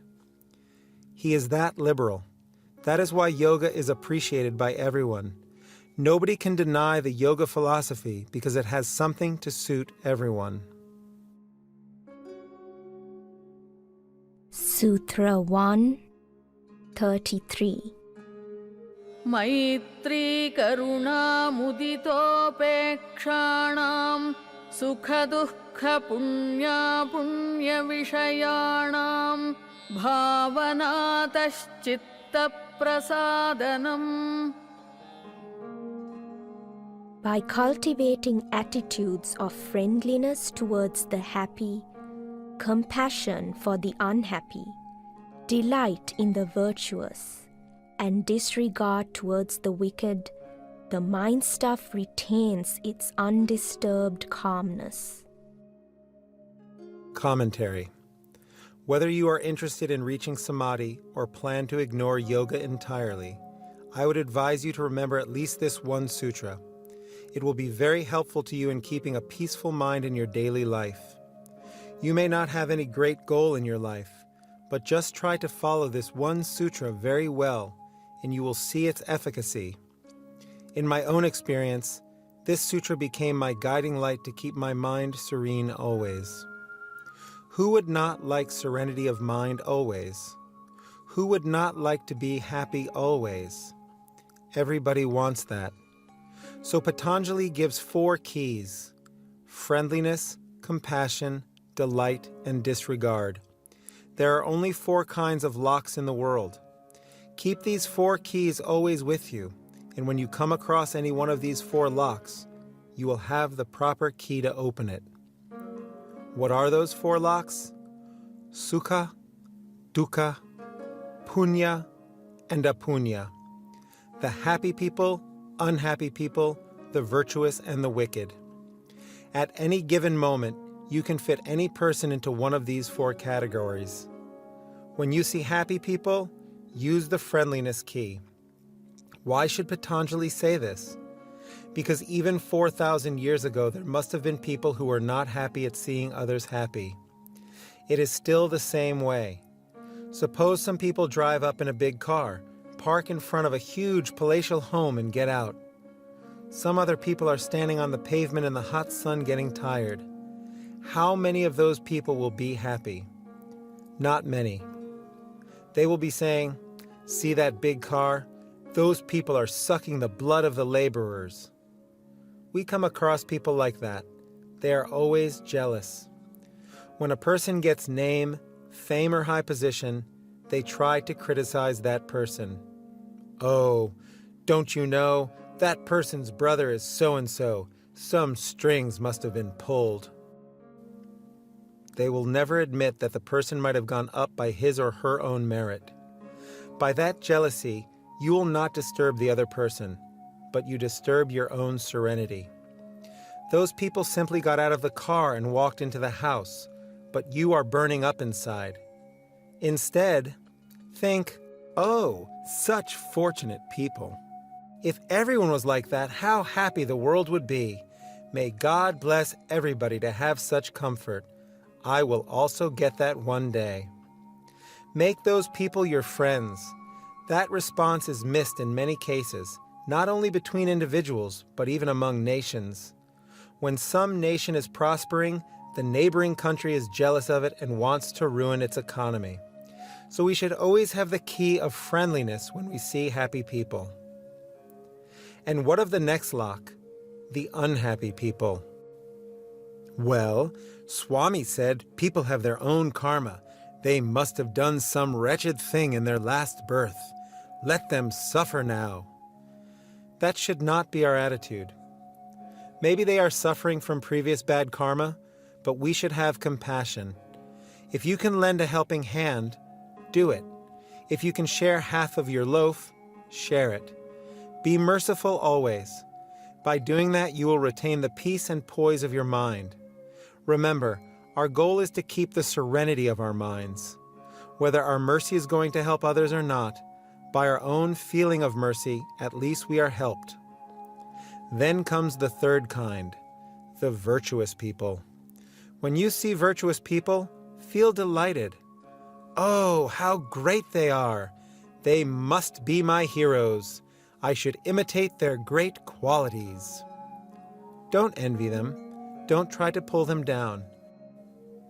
Appreciate the virtuous qualities in them and try to cultivate them in your own life. And lastly, the wicked. We come across wicked people sometimes. We can't deny that. So what should be our attitude? Indifference. Well, some people are like that. Probably I was like that yesterday. Am I not a better person now? They will probably be all right tomorrow. Don't try to advise such people because wicked people seldom take advice. If you try to advise them, you will lose your peace. I still remember a small story from the Pancha Tantra, which I was told as a small child. One rainy day, a monkey was sitting on a tree branch getting completely drenched. Right opposite on another branch of the same tree there was a small sparrow sitting in its hanging nest. Normally a sparrow builds its nest on the edge of a branch so it can hang down and swing around gently in the breeze. It has a nice cabin inside with an upper chamber, a reception room, a bedroom down below, and even a delivery room if it's going to give birth to little ones.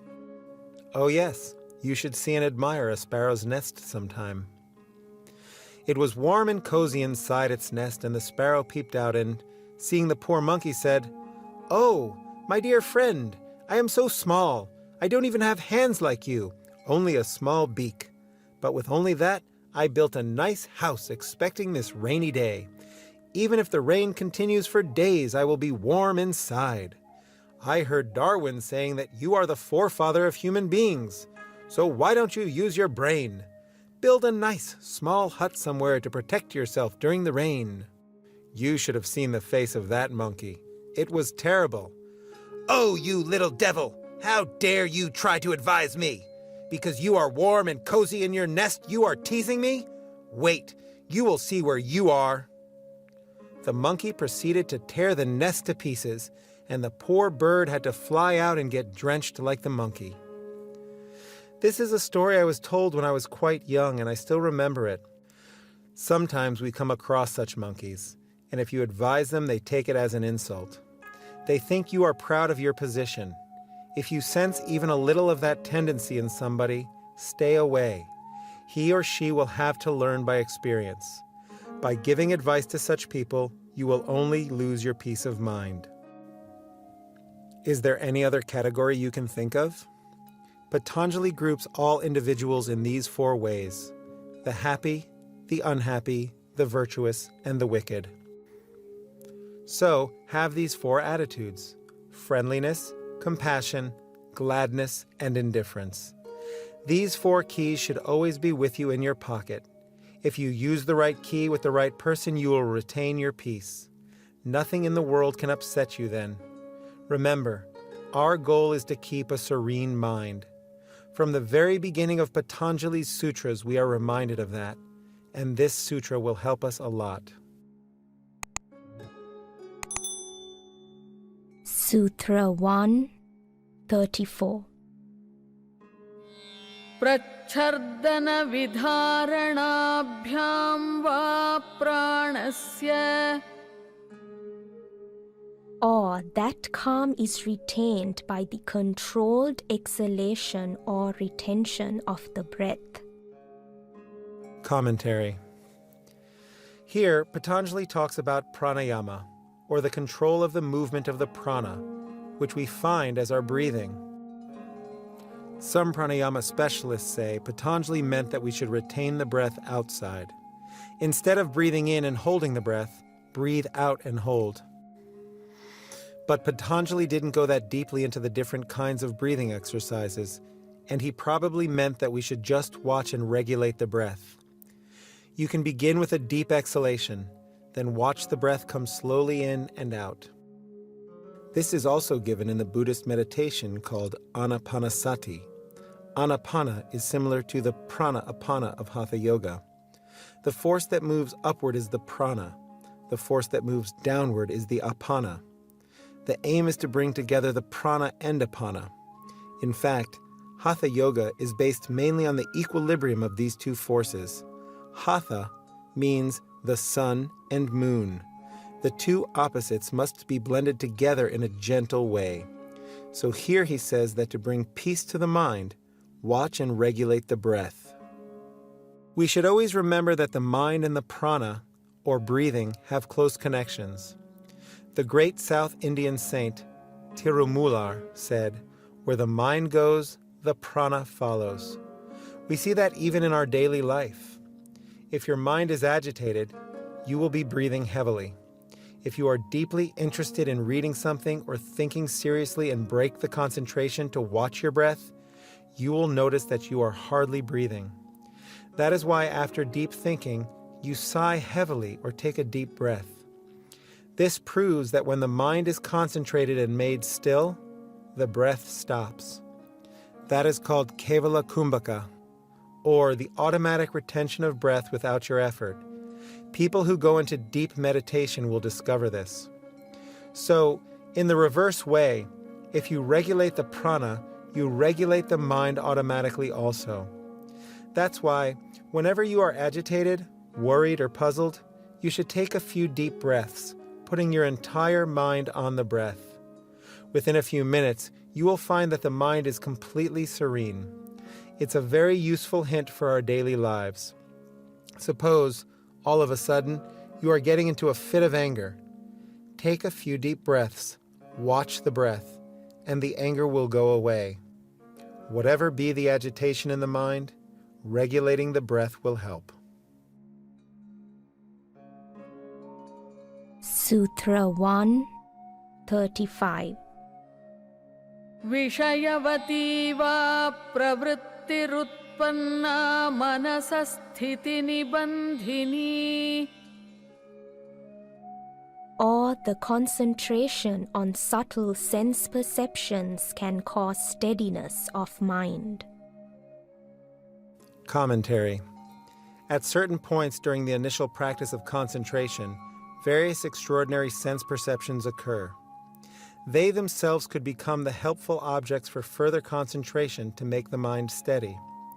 If you practice yoga and do not see any benefit, you might lose interest and begin to doubt its efficacy.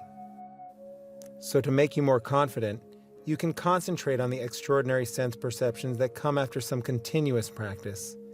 In this way, you understand that you are progressing in one-pointedness. It is something like a litmus paper test. One example is to concentrate on the tip of the nose. Do not strain or you will cause a headache. Do not actually stare at the nose. It's as if you are looking at it. Keep the mind on that. If the mind is really one-pointed, after some time you will experience an extraordinary smell. You may even look around to see if there is any flower or perfume nearby. If that experience comes, it is a proof that you have made the mind one-pointed. It will give you confidence. But in itself, it will not help you to reach the goal. It's just a test, that's all. Don't make concentrating on the nose and getting nice smells your goal. Another example is to put your mind on the tip of the tongue. If the concentration is deep enough, you will get a nice taste without eating anything. If you do not get it, you still have a long way to go. There are many suggestions like that. Concentrate on your palate, or on the middle or back part of the tongue, or on the throat region, and you get certain other extraordinary experiences. Those experiences will give you confidence and make you feel you are on the way. They are useful only for that. Sutra 136. विशोका ज्योतिष्मति. Or by concentrating on the supreme, ever blissful light within. Commentary. You can imagine a brilliant divine light which is beyond all anxieties, fear, and worry. A supreme light in you. Visualize a brilliant globe in your heart representing your divine consciousness. Or imagine your heart to contain a beautiful glowing lotus. The mind will easily get absorbed in that, and you will have a nice experience. In the beginning, one has to imagine this light, which later becomes a reality. Sutra 137. वीतराग विषयं वा चित्तम् Or by concentrating on a great soul's mind which is totally freed from attachment to sense objects. Commentary. Many people do not have that much confidence in their own hearts. Oh, how could I have such a wonderful heart with all this rubbish inside? In that case, you can think of the heart of a noble person. Meditate on a heart that has given up all attachments to sense objects, on a heart that has realized the goal. If you can't imagine that your heart is full of that light, at least you can imagine it in his or her heart. The mind should be allowed to dwell on something high, something serene. That is the main idea. Sutra 138. स्वप्ननिद्रा ज्ञानालम्बनं वा Or by concentrating on an experience had during dream or deep sleep. Commentary. Sometimes when we sleep, we have dreams of divine beings or feel we are elevated to a higher plane. If you have such dreams, remember them and let your mind dwell on them. It will also bring the same serenity and one-pointedness. Or, if you have not had any dream like that, imagine the peace of deep sleep. Everybody goes into a very peaceful state when they sleep. Of course, you are not conscious at that time, but when you wake up you say, "Oh, I slept very soundly." Imagine that peace. Sleep itself is tamasic, or inert, so you should imagine the peace of that sleep, not the sleep itself. If you start imagining the sleep itself, you know where you will go. So, these are a few suggestions of techniques to keep the mind serene. But Patanjali knows that people have their own individuality and that not everybody is going to listen to him. Well, suppose I don't like any of these things. Does that mean I can't get anything? Someone might ask. So Patanjali concludes this section by saying, Sutra 139. यथाभिमतध्यानाद्वा Or by meditating on anything one chooses that is elevating. Commentary. It should not just appeal to you, but should appeal as elevating and good. Many people ask, on what should I meditate? Where should I get initiation? Is there just one way to meditate? Here Patanjali clearly says, no, you can meditate on anything that will elevate you. If you select for yourself, go ahead. If you can't, then ask for a suggestion from somebody in whom you have faith. It is only then that a teacher or initiation comes in. Otherwise, it is not necessary. But there is this advantage in it. Instead of your trying this and that and wasting time, you ask a person who already knows the way. Otherwise, it will be like my driving in Manhattan.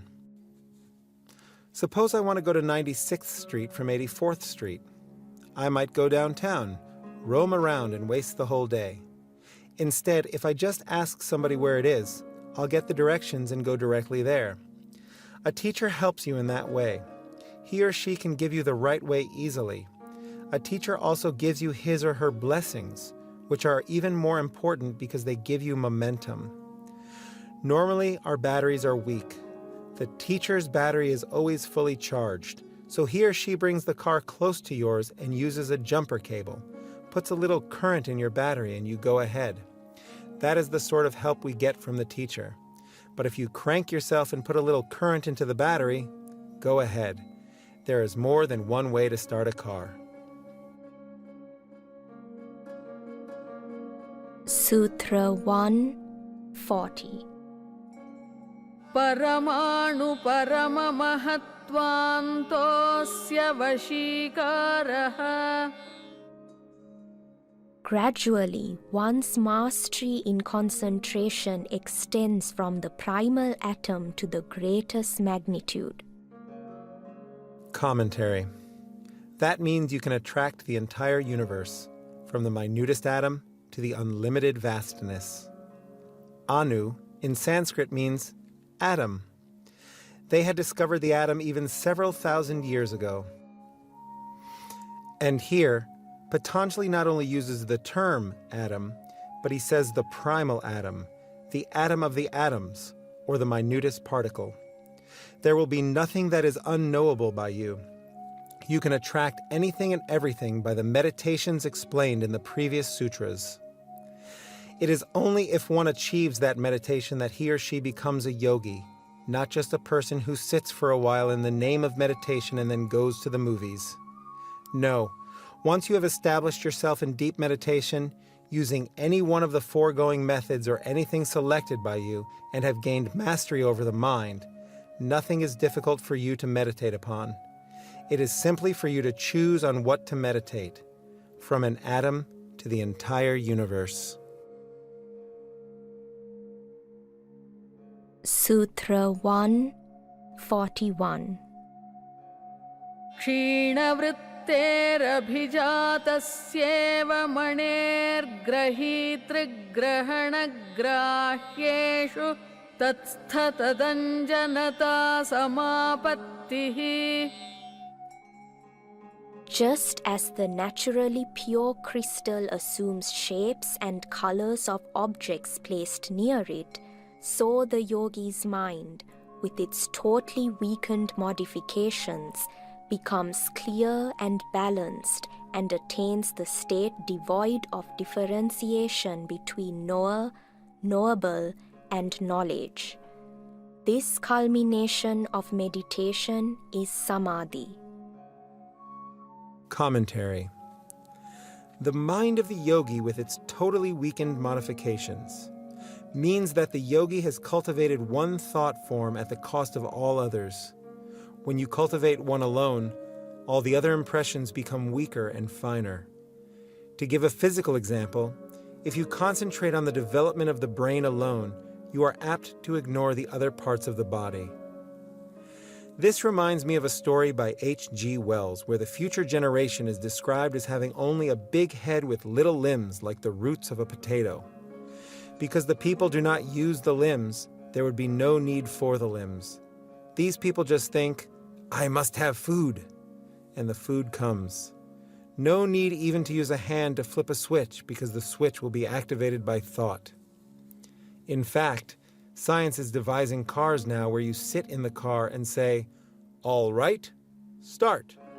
Go ahead. Be quick. Hold on. Stop.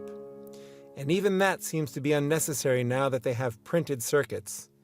If you want to go to Boston, take the Boston card, put it into the car's computer, sit quietly, and soon you are in Boston. All you will have to do is buy those cards. Wherever you want to go, put the card into the machine and just do anything you want in the car. Talk business, chat or watch television. Then the car will remind you, Sir, we are in Boston. That's all. No part of the body is put into use, so it will slowly reduce in size. That is not only true of the physical body, the same is true of the mind. If you develop one idea through constant meditation, all other thoughts and desires will gradually die away. In our daily lives, we see that. If you are interested in someone, you think of that person day and night. If you open a book, your mind will not go into the subject, but instead will think of that person. You will gradually lose interest in all other people and things. The same is true in yoga practice. Our concentration and meditation should be like that. In the ancient Hindu scriptures, we come across stories which illustrate this point. For example, there's the story of Valmiki, the highwayman. Sage Narada was passing by, And as usual, Valmiki accosted him and said, "Hey, what do you have in your pockets?" "Oh, I don't even have pockets, sir." "What a wretched man! I've never seen a man with nothing. You must give me something, otherwise I won't spare your life." Then Narada said, "All right, I will try to get something for you, but don't you think it's a sin to harm innocent people?" "Oh, you Swamis talk a lot about sin. You have no other business, but I have to maintain my wife, children, and my house. If I just sit and think of virtue, our tummies are not going to be satisfied.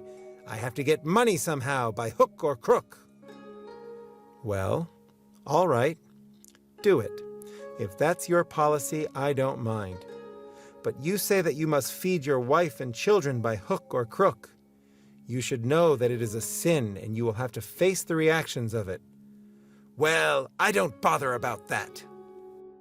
"You may not bother, but since you are committing sins to provide for your wife and children, you'd better ask them whether they are willing to share the reactions of the sins also." "Undoubtedly they will. My wife always says, 'We are one,' and my children love me like anything. So, naturally, all I do for their sake will be shared by them." "Well, maybe so, but don't just tell me. Go find out for sure." "Will you run away?" "No." "Okay, you stay here. I will run there and find out." So he ran to his house and said, "Hey, this man asked me a funny question just now. He says that I am committing sins, and certainly there's no doubt about that. But I am doing it for your sake. When you take a share of the food, will you take a share of the sin also?" The wife answered, "It is your duty as a husband and father to maintain us. It is immaterial to us how you do it. We are not responsible. We didn't ask you to commit sins. You could do some proper work to bring us food. Anyway, that's your business and your duty. We are not going to bother whether it's right or wrong. We won't take a share of your sins." "My God! My beloved children, how about you?" "As Mommy says, Dad." "What a dirty family! I thought you were going to share everything with me. You are going to share only the food and nothing else? I don't even want to see your faces." He ran back and fell at Narada's feet. "Swamiji, you have opened my eyes. What am I to do now?" "Well, you have committed a lot of sins. You have to purge them all. Please tell me some way." So Narada gave Valmiki mantra initiation. "All right. Can you repeat Rama, Rama?" "What's that? I've never heard of it. I'm just an illiterate person. I can't repeat it. Can you give me something easier?" "Oh, what a pity. Let's see. Look at this." He pointed at a tree. "What is it?" "It's a mara, tree." "All right. Can you repeat it?" "Sure, that's easy." "Fine. Sit in a quiet place and just go on repeating. Mara, mara, mara." "Is that all? That will save me from all my sins?" "Certainly." "Well, sir, I believe you. You have already enlightened me quite a lot. You seem to be a good Swami. I'll begin right here and now. I don't want to waste any time." So he just sat under a tree and went on repeating, Mara, Mara, Mara, Maram, Maram, Maram, Maram. See? Mara, Mara soon became Rama, Rama. He sat for years like that until at last an anthill was formed completely covering his body. Yes, because he was so deeply interested in that, he forgot everything else. Even his body became benumbed, as if the fuse were blown in the main powerhouse. This is what happens in samadhi. So, after a long, long time, somebody just passed and happened to disturb the anthill, and the saint Valmiki emerged. Later, He got the divine vision of Lord Rama's life and wrote the entire epic story of the Ramayana. Even now you can read Valmiki's Ramayana. What is to be learned from this story? He just concentrated on that mantra and forgot everything else. All the sins slowly dried up for want of nourishment and died away. If you do not pour water on your plant, what will happen? It will slowly wither and die. Our habits will also slowly wither and die away if we do not give them an opportunity to manifest. You need not fight to stop a habit. Just don't give it an opportunity to repeat itself. That's all you have to do.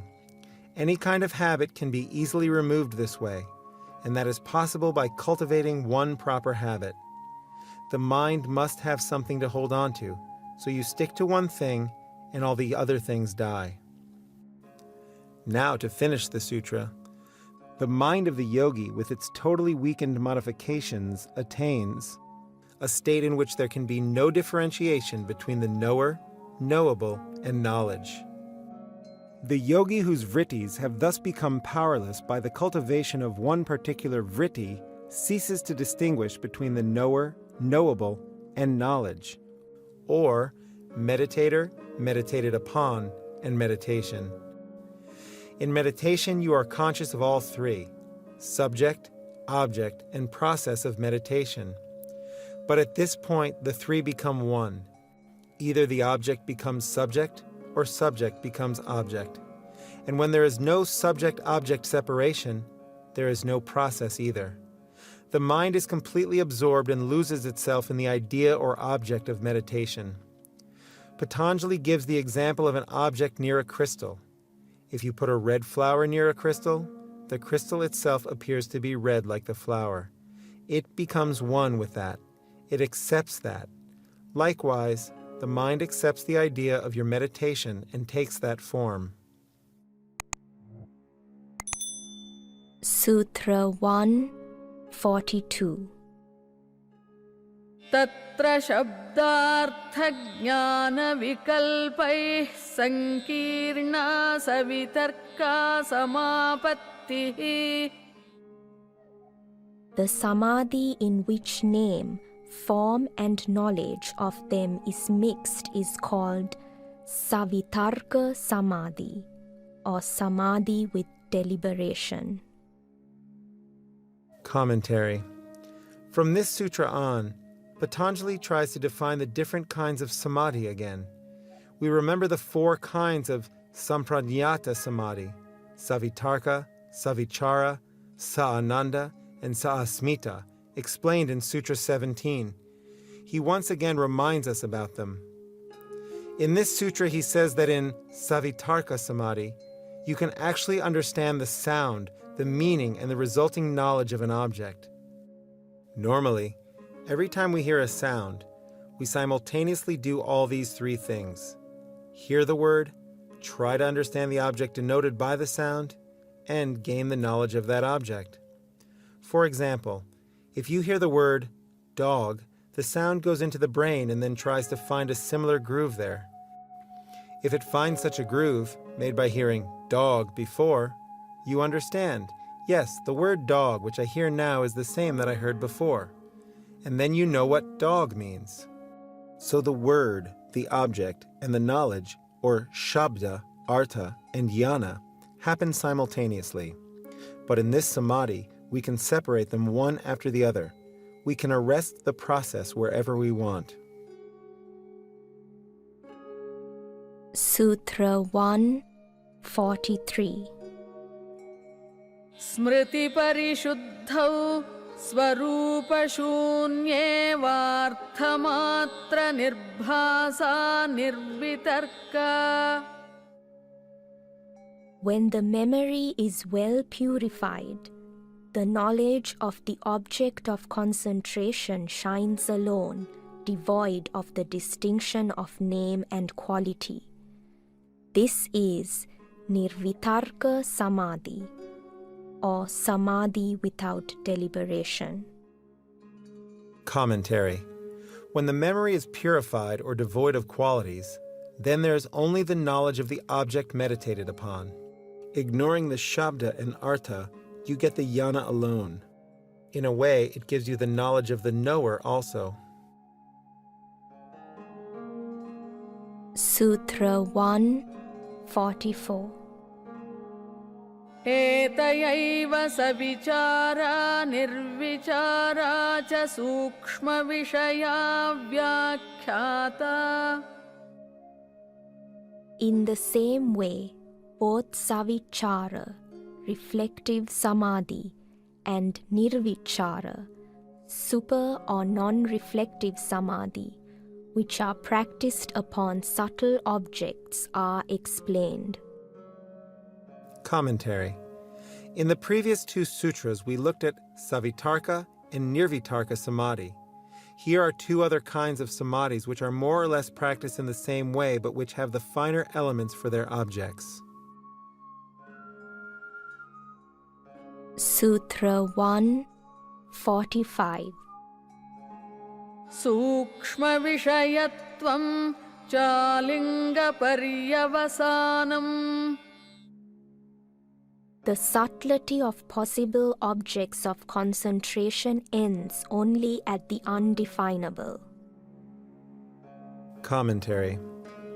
In other words, the finer objects, tanmatras, chitta, and ego, ultimately end in the primal force called the prakriti, or the primordial basic substance in its unmanifested condition.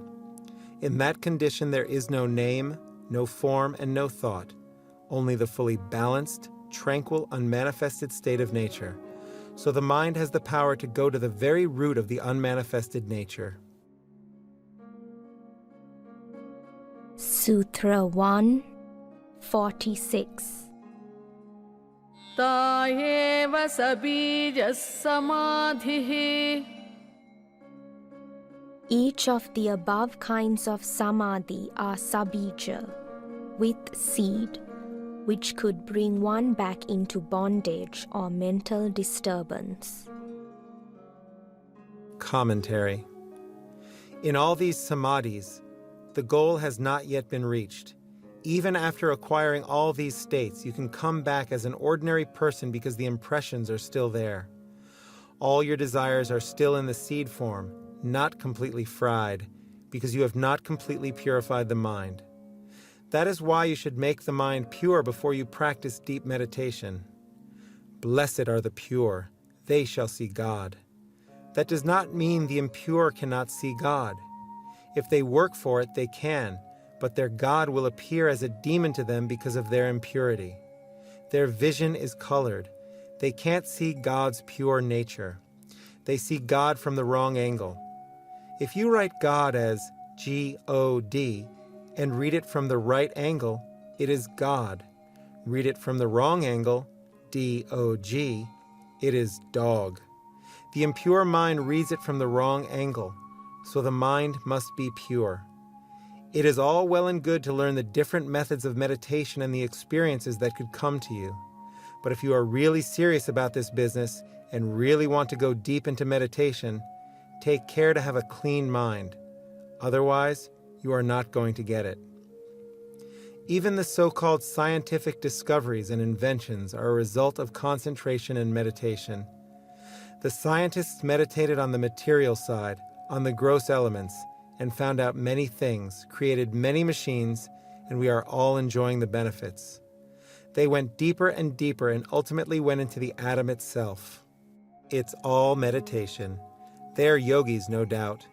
They were able to plumb the secrets of the atom, but what is happening now with those secrets? It has become a terrifying force. Is there anything wrong with atomic force? Nothing. We can't blame it, nor need we condemn or stop the atomic research.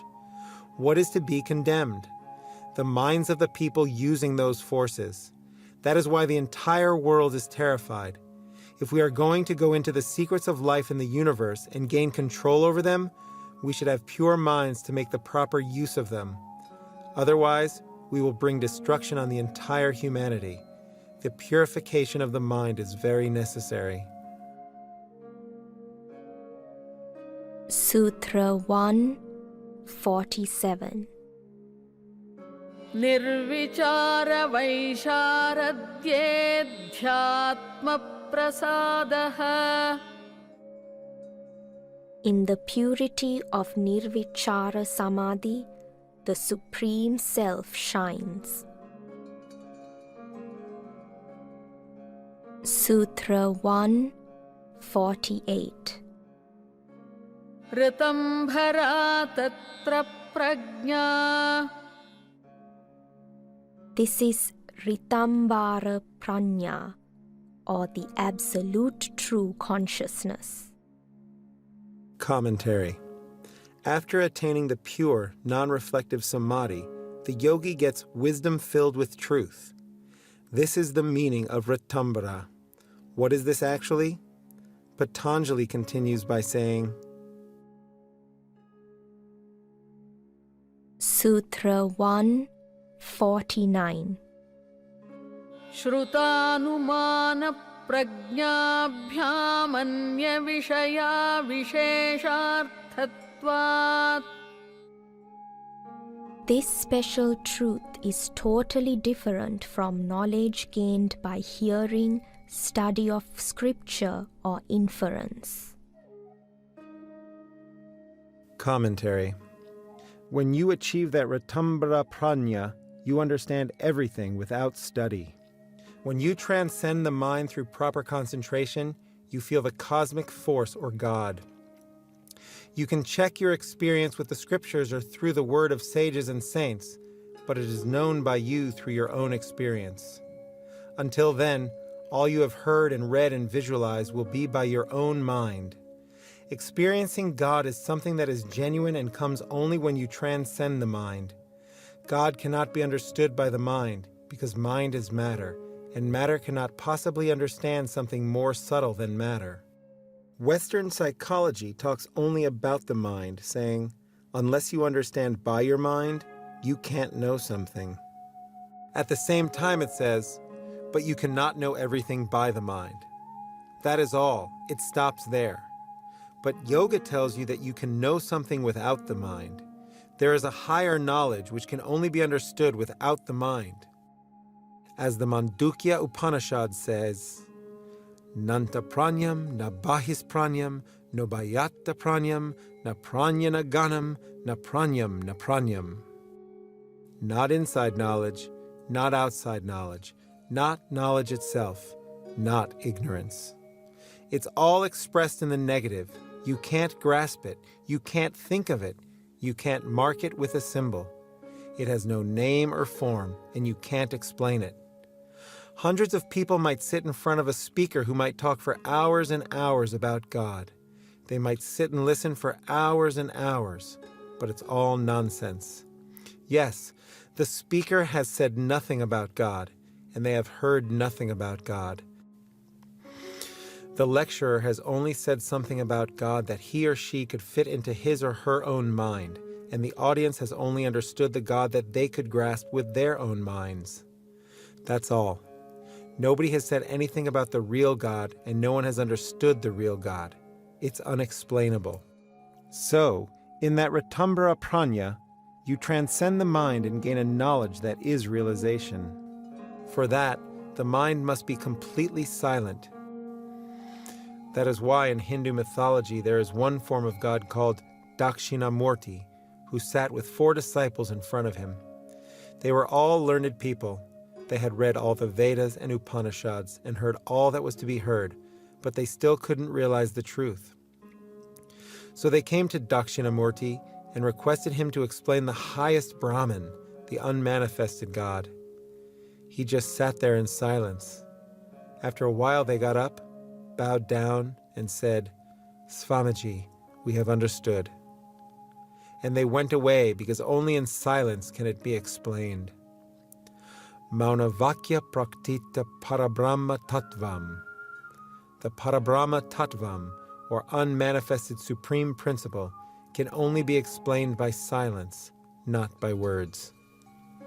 In not only the physical silence, but in the real mental silence, the wisdom dawns. Sutra 150.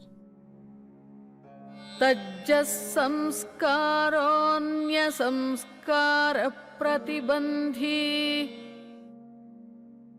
The impression produced by this samadhi wipes out all other impressions. Commentary. The impression that results from the samadhi, by which you get ratambara prajna, will obstruct all other impressions. Everything dies away and there is no more coming back as an ordinary person, ignorant of your true nature. When you come to this stage, you always retain this knowledge. In this state, you become a jivan mukta, a realized saint. Jivan means one who lives. Mukta means liberated. So such a person is a liberated living being.